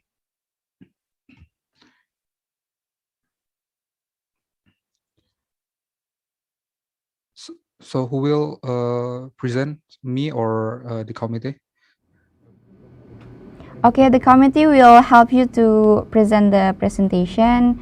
Kindly wait for the operator, Mr. Ranggi.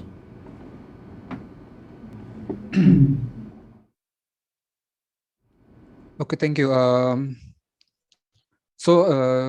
Today I'm gonna present about this our technology of Bosch technology in the aquaculture industry, especially. So we have a solution for shrimp farm industry to have innovation, especially in an IoT device, and then make a shrimp farm smarter than before. Okay, thank you. Next,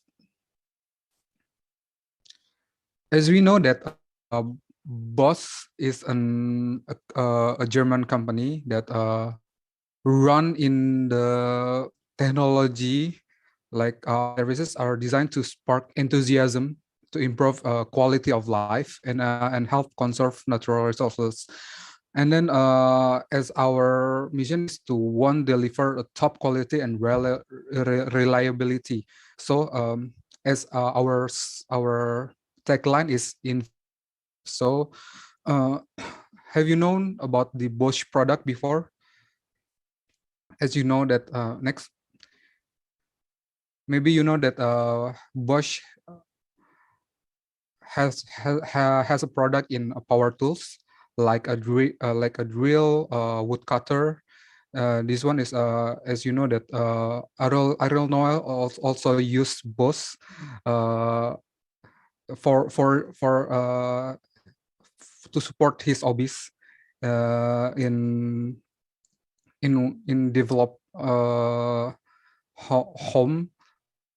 And then also, if you break down a car, we have a lot of sensor inside.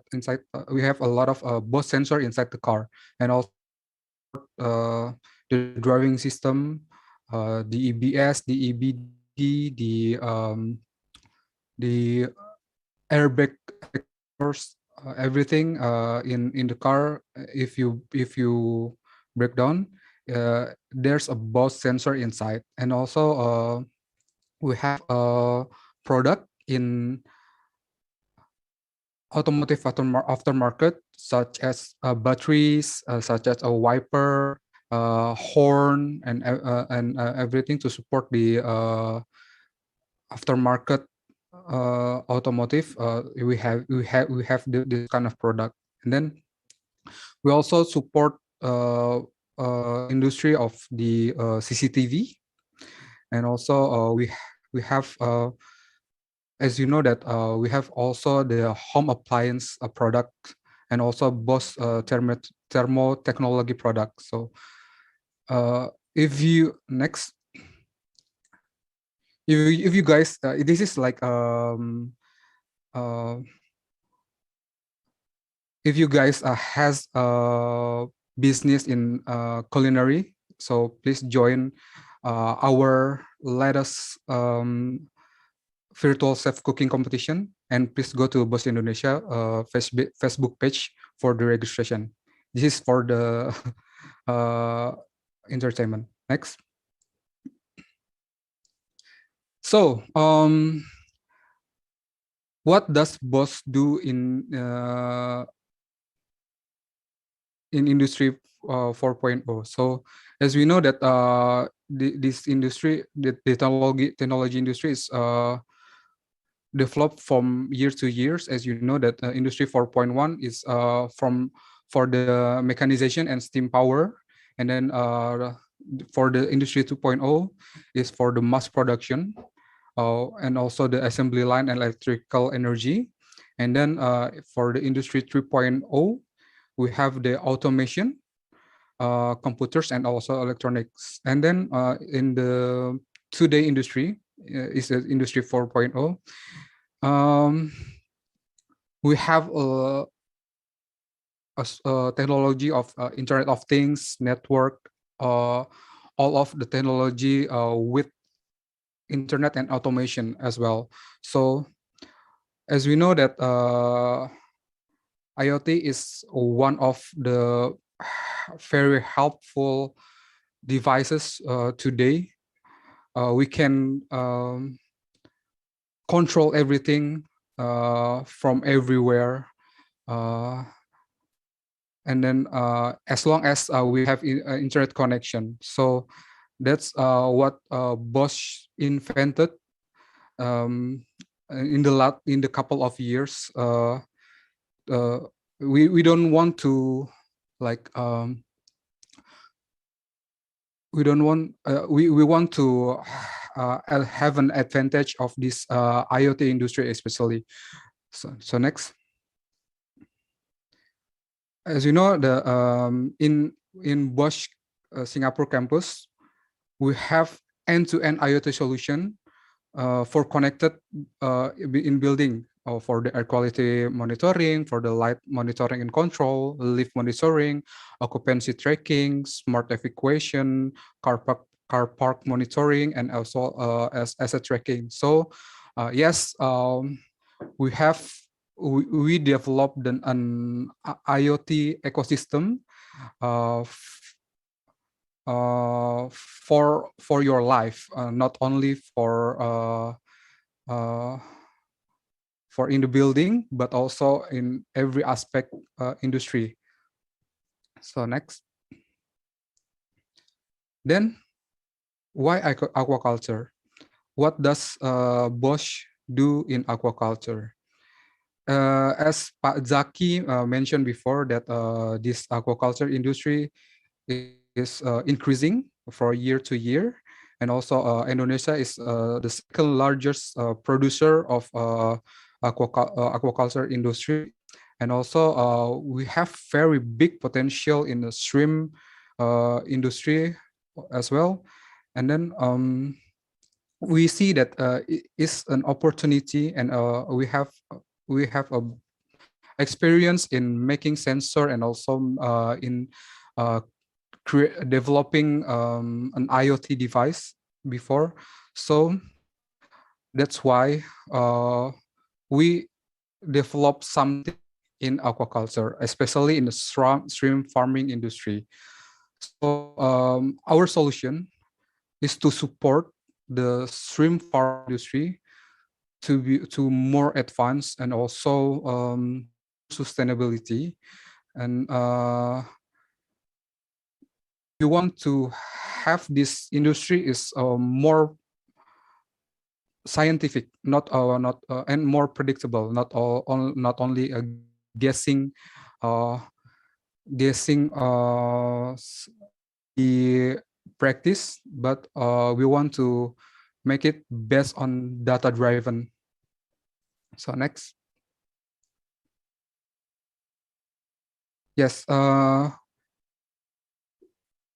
newborn babies of Bosch product. So yes, we are founded in 2018.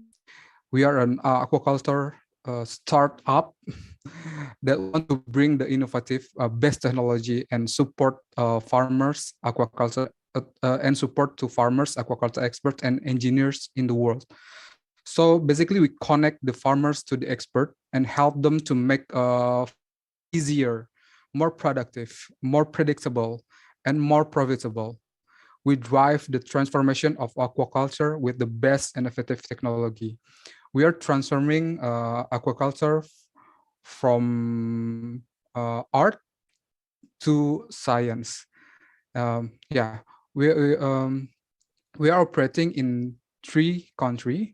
Our headquarters is in Singapore, and also we have a representative office in Vietnam, and also we in Indonesia. So yeah, we're running our services in those 3 of countries: Indonesia, Singapore, and Vietnam. Next. As we know that shrimp industry, especially shrimp farm, face many challenge and also face face a lot of threatening by health and disease, especially the farmers are and haunted by this shrimp disease. As we know that there's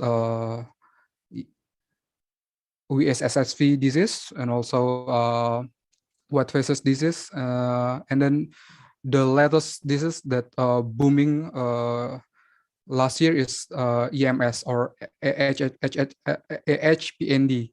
So and then also the farmers facing a problem in monitoring the water quality. They don't know the exact number of the water quality in a real time, and also their lack of inaccurate data, maybe because they use a conventional aquaculture practices and also a conventional monitoring device, and also many farmers are facing problem in knowledge gaps. And then next,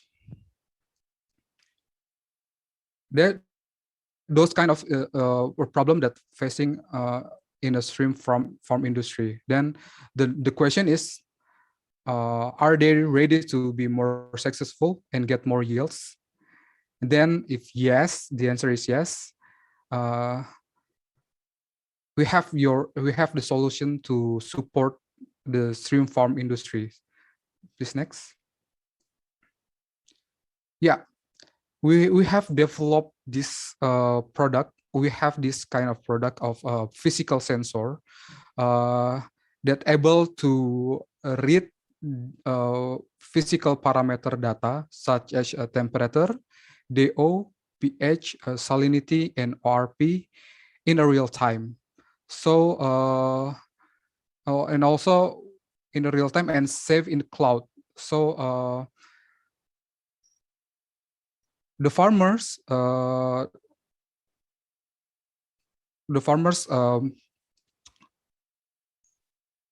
can use this one product, one sensor to read those five parameter. No need to use one measurement tools for one parameter. You can use this physical parameter to read five parameter in one measurement, and this data also can transfer and save in cloud in a real time. So we have this probe and also the wireless connection, and then also we use smartphone to read the data, to connect this sensor and read and live reading the data and save it in a real time. So this device is built for extreme condition. We monitoring water quality has never been easy before. With this sensor, you can measure key physical parameter in all condition. No worries for maintenance and calibration of your sensor.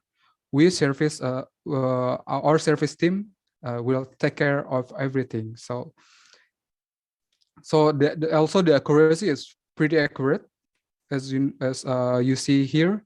The accuracy is pretty accurate. And also it's a compact device that you can bring anywhere.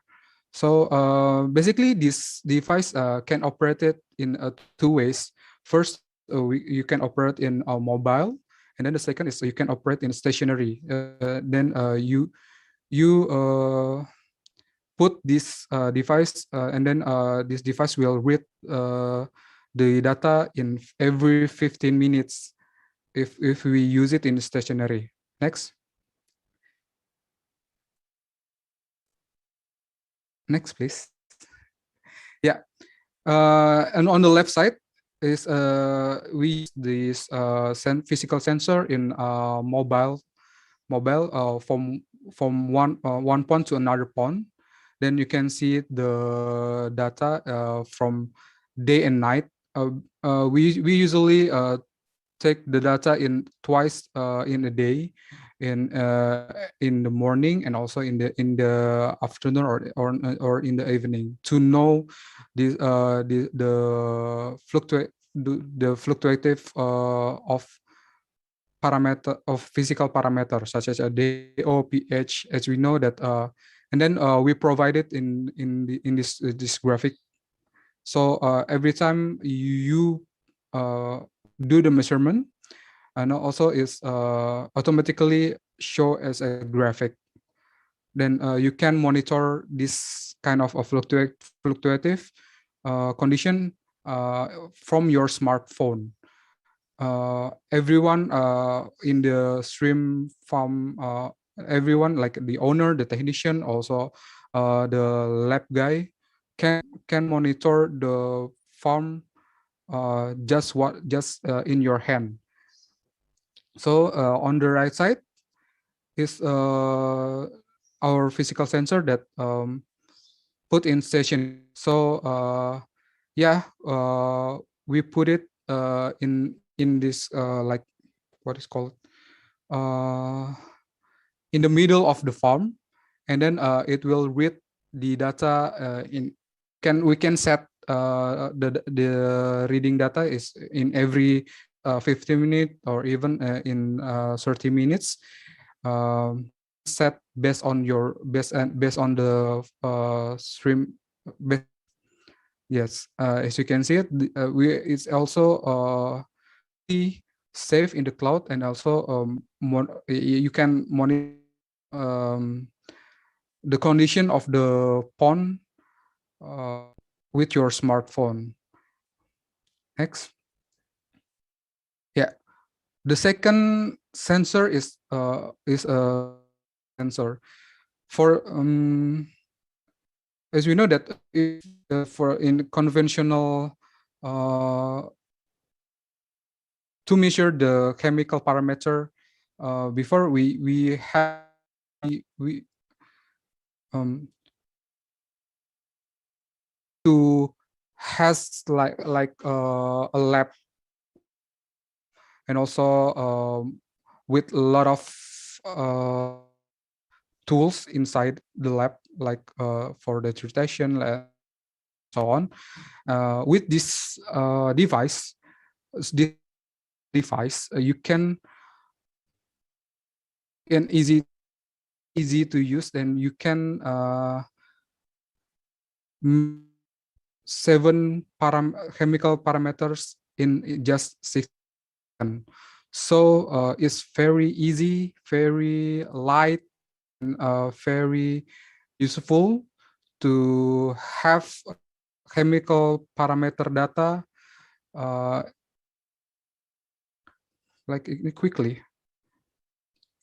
It's a cheap, sir. It's a laboratory for your farm. Your own laboratory is not cheap, right? And testing at a public laboratory takes too much time.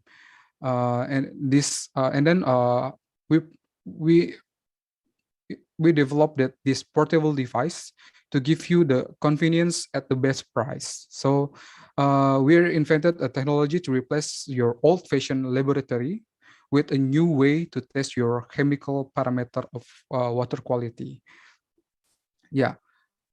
It can measure 7 parameters such as alkalinity, tan, calcium, magnesium, and then nitrate, and also phosphate in just 60 seconds. No need to wait for a day. No need to wait for like 2 or 3 hours, and then just take the sample of water quality of the water and then put in the dish, and then you can get those 7 parameters just in 60 seconds.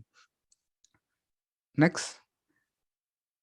You can use it in everywhere. You can use it in the room, and also you can use it in the pond directly. So we also save it those data into our application, and then you can monitor your chemical parameter with your smartphone. So this is the example of what kind of parameter and also the numbers of the parameter that recorded by these devices. As you can see it, there's total hardness, calcium hardness, magnesium hardness, and then tan, alkalinity, nitrate, phosphate, calcium, magnesium, and also we can detect the ammonium as well. So yeah, it's very helpful, very useful by the stream industry. Next. Not only develop an IoT device and sensor, we also support the stream farming with our artificial intelligence, and also the stream farmers can have an expert consultation if there's anomaly in their ponds. So basically, if you check the parameter data in a real time, and you will know that if there's any anomaly in the ponds, so we can take an action faster and more precise. So it will prevent the shrimp farm from the disease. As we know that the water quality is a very important part in the shrimp farm. Then to support this record parameter data, then we also develop the artificial intelligence. We're creating an AI to assist 24/7 for the stream management, and also we provide the expert consultation if the stream farmer need help if there's any problem in the ponds. So it will our expert team will help to fix their problem. The next. Yeah, we can say that this is the future of the stream farm. Our software built in AI will give the farmer a new farming experience with analysis, predictions, and also the notification to keep the farm running in optimum condition. We can detect the anomaly and also we can detect also the stream disease based on the data analysis. And you don't need any paper to record your data, and it's safe in the cloud storage, and you can open this data everywhere. Even the owner can manage the farm remotely from everywhere. So the owner of the farm can monitor the activity of the farms just in one hand. It can operate in. We have an application in Google Play. For now, we only have the Android platform. You can also, if you are an iPhone user, you can also open or monitor this your farm in you can open it in browser. You can open it with Chrome, Safari, and Firefox. Yeah. Basically, it's a smart stream smart stream farms solution for needs. Next. Yeah, we also develop. As I mentioned, also develop the AI. Then it will give you the real-time notification if there's anomaly in your pond. If the DO or the pH is dropping, then we can we send you this notification, and we give you the recommendation what to do to the farm, to the ponds, and also you can manage your stream farm in our application, not only using the monitoring system. Also, you can you can put everything of activity of your stream farm activities in our application, such as you can put your feed data in our application. You can also know the ADG of your stream, and also the MBW of your stream in so the owner can monitor the stream is in a good health or in a bad health.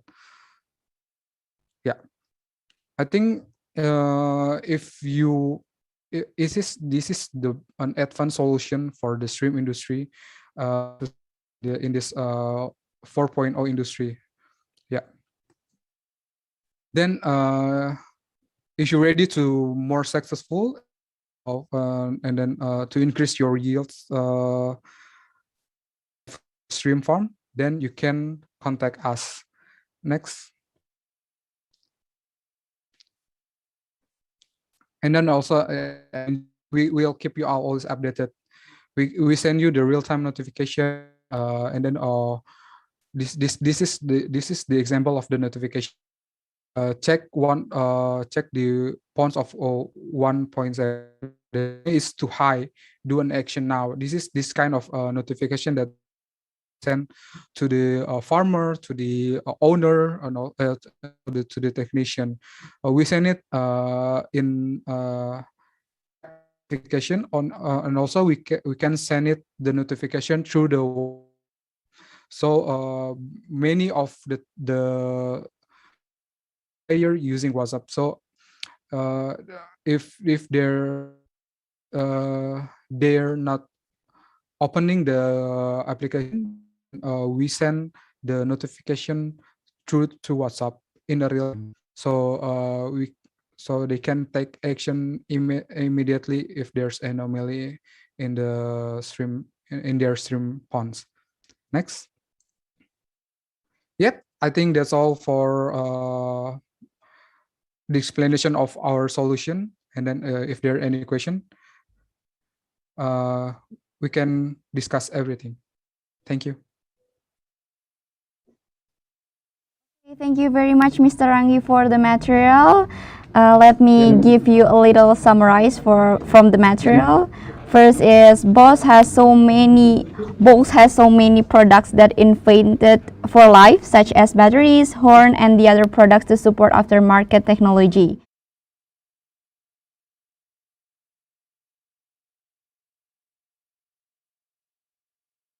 Bosch does many things to support stream and farm productivity to more advanced by seeing our huge potential. And Aquaeasy is an aquaculture startup who connects the farmers to the experts and help them to make farming becomes easier, productive, predictable, and more profitable. Besides of our opportunities that we also have several challenges that we have to face, so get ready to more successful and get more yield for our aquaculture sustainability. And to all participants who are interested to culinary, you may join the virtual chef that created by Bosch company. Okay, so ladies and gentlemen, we're going to the Q&A session, but before that, we will show you an advertising video, so happy watching.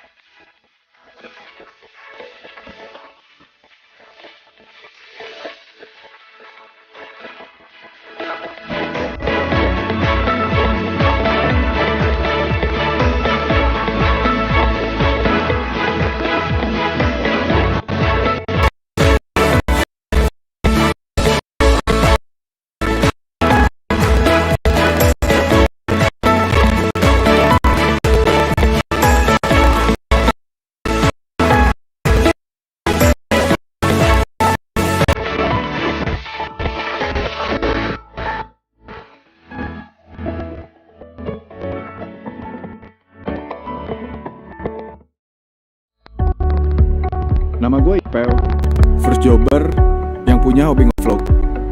Hari ini, gue mau ngajak lu masuk ke vlog gue. Nah, hari ini tuh payday. Makanya gue mau coba nanya guys ke teman-teman gue, sebagian gaji mereka itu kayak apa sih? Nah, ini kantor gue guys. Gue bakal nanya teman-teman gue. Dek, bentar dong. Apaan sih, Pel? Gue mau nanya, lu kalau nabung itu buat apaan? Ya buat beli rumah yang ada kolam renangnya. Dik, gue mau nanya dong, lu kalau nabung buat apaan sih? Kalau gue sih ya buat hiburan. ngevlog mulu. Meeting udah lu siapin belum? Udah Pak, tunggu ya. Dikit lagi Pak, siap. Cepatnya. Siap Pak. Udah dulu ya, gue harus nyiapin beban meeting. Ipel. Siap Pak, siap. Hari ini gue mau ketemu sama teman-teman gue nih guys. Masih lama-lama Pel, basi, Banget seperti kedua gue nih. Nih resiko lu punya teman sibuk kayak gue. Gue lagi bikin vlog nih, tema nabung buat apa sih? Lu mau apa tuh? gue itu biasanya kalau nabung pakai buku traveling biar hidup gue nggak kurang piknik. Kalau ini nabung nggak pengen apa itu kan? Ya pengen juga baik, makanya nyari coba buat apa sih nabung? Gede, aduh nih. Apa ori Bang, ori nih gratis. Program tabungan BJB Matasi Muda. Udah aja cepet lu. Jadi program tabungan BJB Tanda Matasi Muda ini, lu bisa bebas tentuin tujuan lo. Lu juga bebas tentuin hadiahnya. berarti nggak ada alasan kalau kita nabung duitnya pakai lagi gitu ya dong? Iya bener. Hadiahnya ada kamera juga, cocok tuh buat lu nih. Ya udah kalau gitu jangan banyak lama, cabut BJB aja yuk. Ayo sekarang. Yuk. Buat ATM ya. Oke. Ya gua.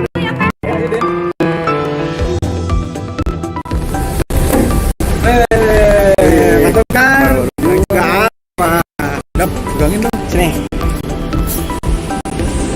Nih, hadiah yang baru gua dapat dari tabungan BJB Tanda Matasi Muda. Buat teman-teman yang masih bingung mau nabung untuk apa, bisa langsung ikutan BJB Tanda Matasi Muda.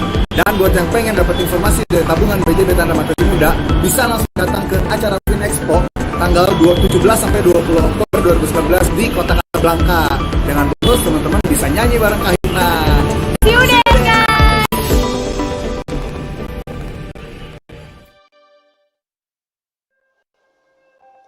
Ada kalanya seseorang merasa tidak mampu.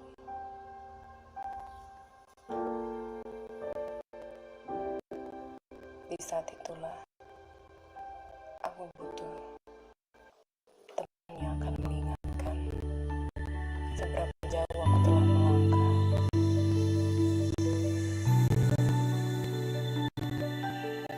Bantex, organizing with easy with Liga Medica 2018. Okay, ladies and gentlemen, now we are in the Q&A session. Keep your enthusiasms up. Okay, first question is coming from Arya Rahardika to Mr. Zaki. Arya Rahardika, are you there? Hello, Arya. Kindly unmute your microphone.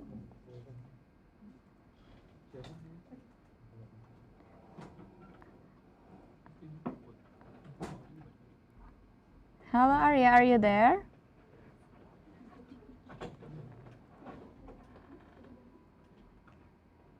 Okay, maybe we move to the second question first.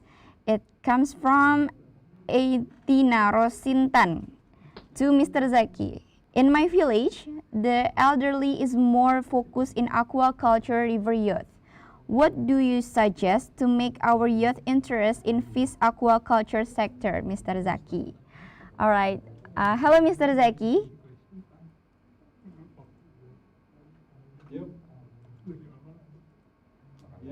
Okay. This is easy question, but very difficult to answer. So it is a traditional, or what is it, like classical currently. I have tried to introduce or to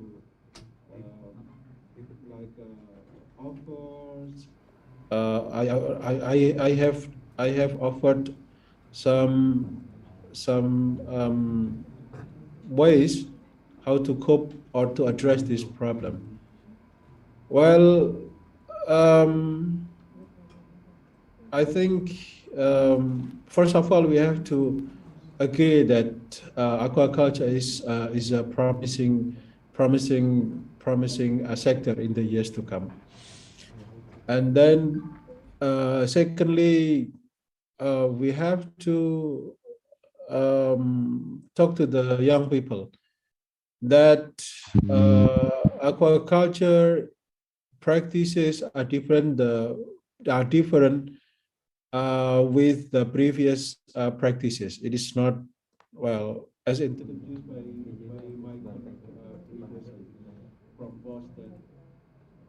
There are the technology and innovation will offer some ways to make aquaculture easier to access. In my opinion, first of all, we have to talk to the youth people, and then gaining their awareness, involving them in the decision-making process, and then also give them a trust, give them a trust and convince them that aquaculture is different with the previous practices. This phenomena doesn't happen merely in Indonesia, the other countries as well. But I believe in the decades to come, in the years to come, youth people will engage more than the previous or current years. Thank you.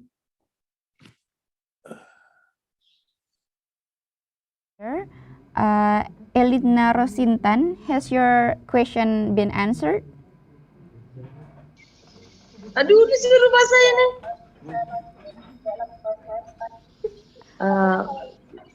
Has your question been answered? Okay, thank you very much, Aitina, for the question. We will move to the next question. It comes from Feby to Mr. Ranggi. Hello, Feby, are you there? Yes, I'm here. Okay, you can ask to Mr. Ranggi directly. Okay. First of all, I'm sorry for not meeting right because my connection isn't good enough. Yes, it's okay. I noticed that both focus to improve the environment sustainability, especially in shrimp production. So, could you share with us what kind of the positive in our shrimp production in development country that had been done by both technology? That's it. Thank you. Okay. Thank you for the question, Feby. Yeah, it's a good question actually. So as we know that the number of the shrimp farming industry in Indonesia is increasing. It's increasing from year to year. Then, if we not manage the industry or the practice in a good or in a best way, maybe someday it will like the capture fisheries industry. So maybe it's sustainable anymore. So we help them to monitor not monitor to manage their stream farm better, and also can predict and best data driven. So if the shrimp industry is successful, and then also it can the industry to get the sustainability, and then and also if do you get my point, Phoebe? Yeah, Mr. Ranggi, I got it. Yeah. Thank you, Mr. Ranggi. The answer. The next question is coming from Hussein. Hello, Hussein. Okay. want to ask to Mr. Yi, how long the durability of the devices that you showed in your presentation before, and what kind of treatment maybe to extend the durability? That's it. Okay. Thank you, Sen. So basically, we're not selling the device. All we offer is you can subscribe or subscribe our device. So you have no worry to the age of the devices. So if there's something, if there are any problem or inaccurate devices, so we will replace the device with the new one. So you don't have to worry about the age of the device, and then you don't have to worry about the investment that you that you the investment uh, that you uh, that you pay to buy the device. Then yeah, you can always have the device for your dream farm. Thank you. Okay. That device comes from Biotechnology. Yeah. But yeah, I got it. Mr. Ranggi. Thank you. Okay, thank you very much, Mr. Ranggi. Next question is coming from Hidayatul Solihin. Hello, Hidayatul Solihin, are you there? Yes, thank you for the opportunity. Okay. I want to talk to Mr. Zaki. But I'm sorry, I can my camera. It's very interesting to know your experience with in collaborate with Marine Affairs in Indonesia. Then your wet view for fisheries. It's interesting talk about youth and challenge in aquaculture because future is ours. Almost everyone in this room.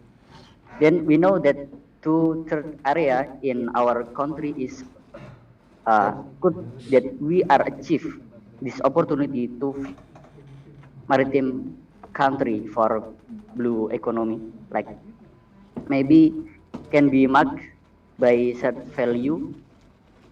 DP is dominant by blue economy.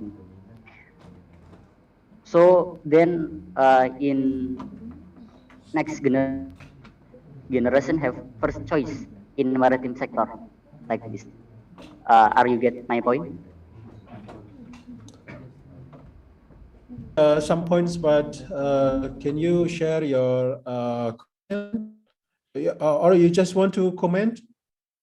Yes, I want to know your perspective. Could we achieve this opportunity to fully maritime country?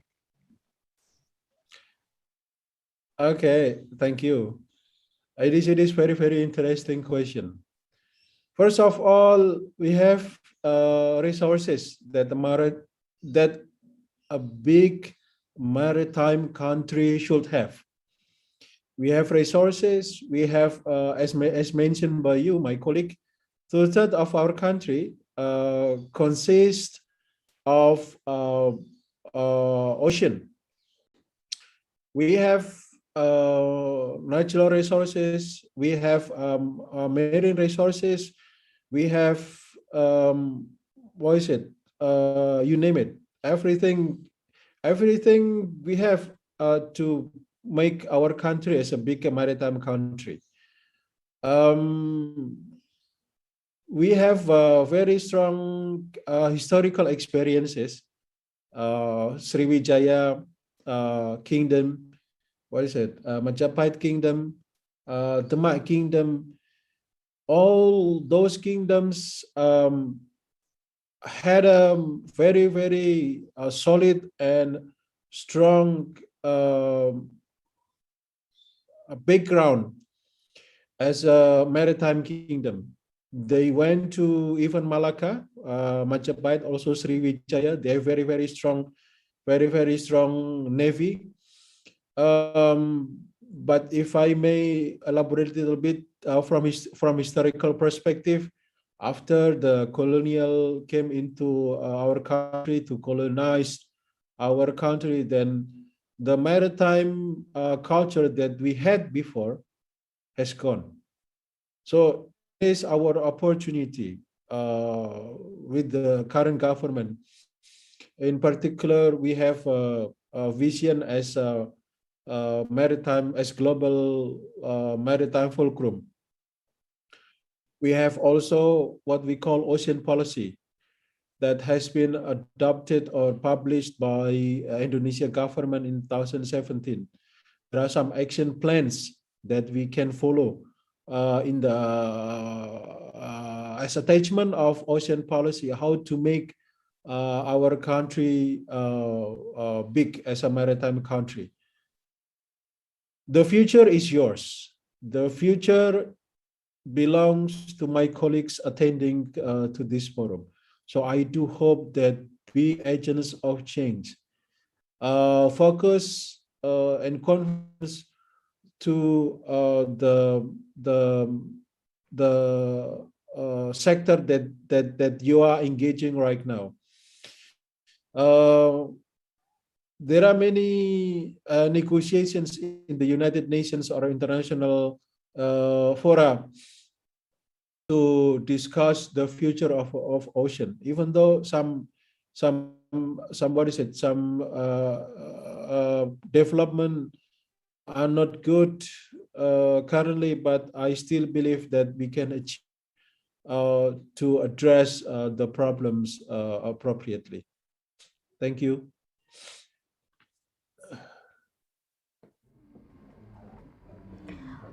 Okay, thank you very much, Mr. Zaki, for the answer. Hidayatul Solihin, did you get the point? Has your question been answered?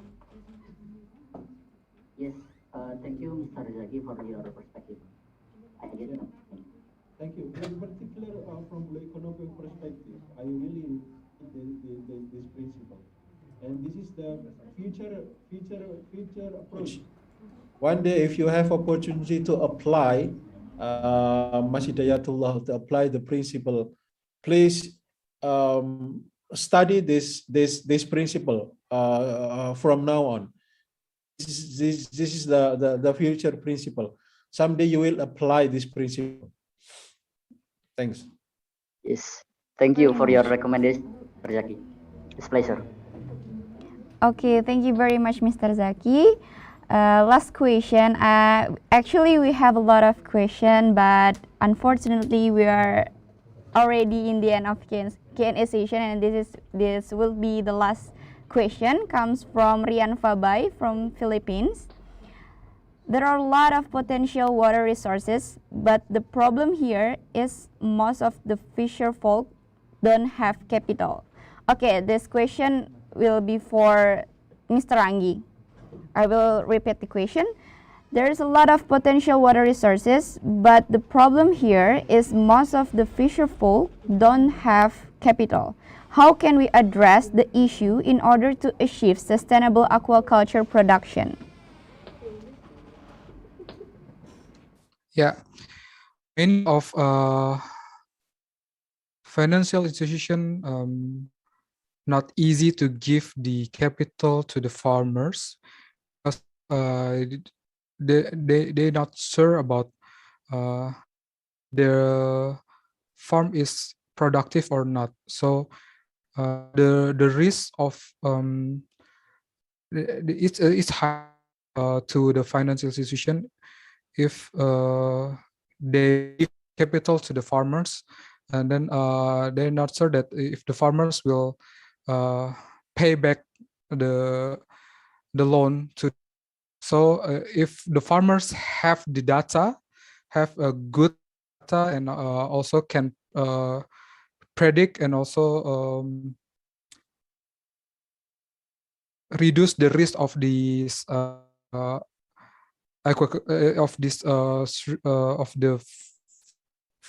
the practice failure. So financial institution or bank will more confident to give the loan to the farmers. So the key is this data. If the data is and then the result is the capital, the farmers will more easy in access the capital from the financial institution or bank. Thank you.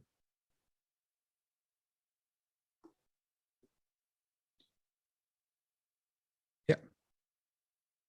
Unfortunately, we are in the end of this Q&A session. Mr. Zaki or Mr. Ranggi, for the other question that hasn't been answered, would you mind to give us your social media or another contact so the participant could ask you further about your material? Yep, obviously. I will Okay. share my email in the chat box. All right, thank you very much, Mr. Zaki. How about Mr. Ranggi? Me as well. I will share my email. All right, thank I'll you share my very email much. also in the chat box. Okay, thank you very much, Mr. Zaki and also Mr. Ranggi. All right, ladies and gentlemen, once again, I would like to say thank you very much for Professor Yeong, Mr. Zaki, and also Mr. Ranggi for all the insightful and valuable materials. Also, thank you for all the participants who are really enthusiastic and also active in this conference and in this webinar. I apologize for any mistaken during our discussion. May we have a new knowledge and insight after this discussion and after this webinar. I'm Cindy Aureli as the moderator. I give my time back to Master of Ceremony.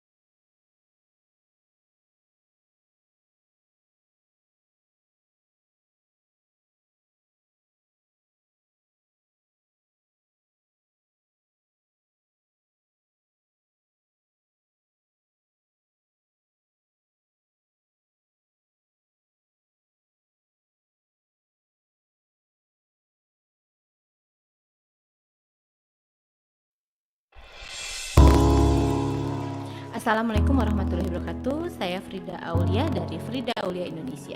Masa pandemi ini adalah masa yang sulit bagi kita semua. Kita pakai masa ini sebagai peluang dan tancap gas untuk membesarkan usaha kita. Yang utama, masalah pasti ada, tapi bagaimana kita beradaptasi dengan masalah tersebut. Jangan panik, jangan frustasi, hindari anjlok, dan hindari kolaps. Caranya, siapkan mental, semangat, keputusan yang paling tepat. Akan meningkatkan kreativitas, produktivitas, dan pilih model usaha yang tepat yang kita ambil. Kedua, kelola dana, alokasinya, sumber dananya, dan disiplin pemakaian. Yang ketiga adalah kolaborasi atau bersinergi. Mari kita buat jejaring usaha, perluas network, mari maju bersama-sama, menguatkan, dan saling berpegangan tangan. Mari jadikan pandemi ini sebagai peluang. UMKM bangkit, UMKM berkolaborasi, dan UMKM besar dan kuat. Semangat!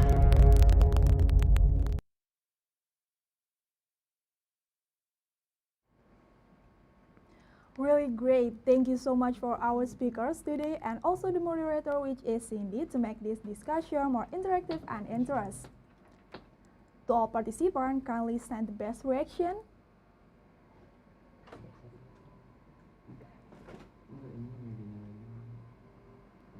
Okay, thank you so much. Well, ladies and gentlemen, now we are on our photo session. To capture this moment, we invite you to open the camera and give best pose. I'm going to count down if you all ready. Okay, first page. 3, 2, 1. Next page. 3, 2, 1. And the last page. 3, 2, 1.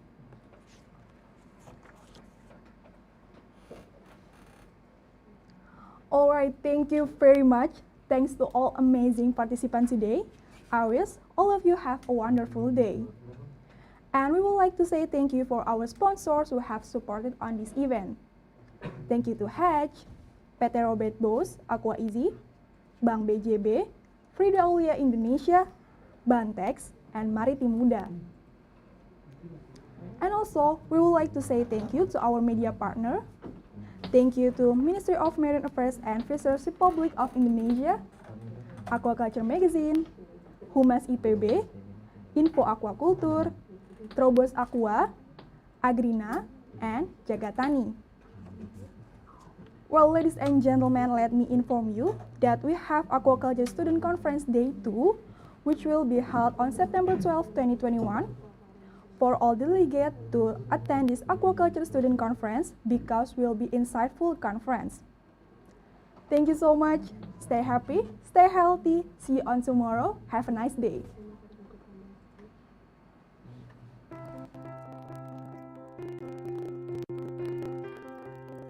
Sebagai upaya mencapai lumbung pangan dunia pada tahun 2045, aquakultur menjadi ujung tombak penyedia protein hewani di masa yang akan datang, dengan tujuan memenuhi kebutuhan pangan, memperbaiki stok alam, konservasi dan pariwisata, produksi industri, hingga menghasilkan profit. Tidak hanya itu, jangkauan pekerjaan yang cukup luas mulai dari akademisi, teknisi, hingga peneliti membuktikan bahwa dunia aquakultur memang memiliki potensi dan peluang yang besar, sehingga mampu membawa aquakultur sebagai salah satu sektor yang sangat menjanjikan. Sejalan dengan hal tersebut, Himakwa FPK IPB menginisiasikan kegiatan Aquafest 2021 melalui rangkaian kegiatan dengan tujuan memperkenalkan lebih dalam lagi mengenai dunia aquakultur dengan berbasis teknologi yang dikemas secara kreatif, inovatif, dan solutif. Mulai dari webinar pakan alami, webinar udang, talkshow ekspor ikan hias, talkshow bisnis ikan konsumsi, Aquaculture Student Conference, No Vision Competition, Workshop Marinescape, Gapi Contest, Channel Video Contest, Hoki Foto Contest, Foto Series, dan Virtual Expo. Mari kita bersama majukan dunia aquakultur mulai dari halaman sendiri, Indonesia, hingga mancanegara bersama Aquafest 2021. In Aquaculture, we trust.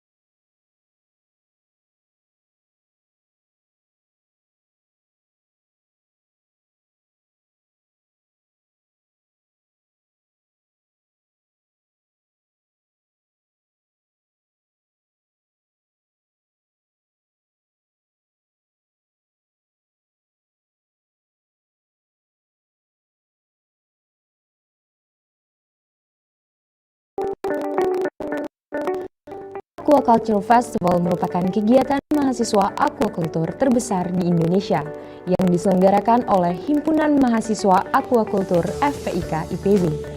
Melalui berbagai rangkaian kegiatan menarik, menjadikan Aquafest sebagai event yang selalu ditunggu-tunggu. Aquaculture Festival IPB telah sukses diselenggarakan lebih dari 10 tahun berturut-turut, dengan maksud memperkenalkan aquaculture lebih luas kepada masyarakat umum, mahasiswa, dan pelaku usaha aquaculture.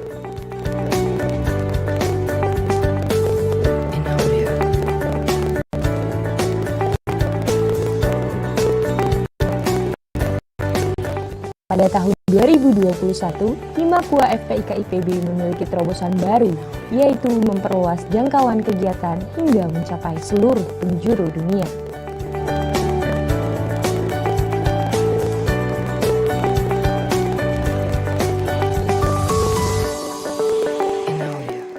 Berangkat dari tema kegiatan Hidden Treasure of Aquaculture, membawa kami pada tujuan mengangkat hal-hal potensial yang masih tersembunyi dalam bidang aquaculture untuk terciptanya aquaculture yang lebih baik di masa depan.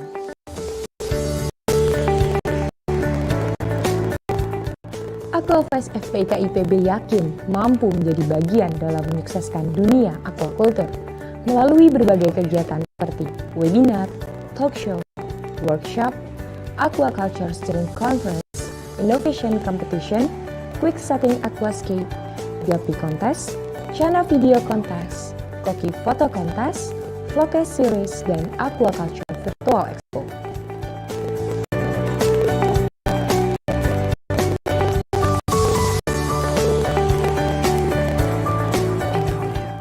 Aquaculture Festival in Aquaculture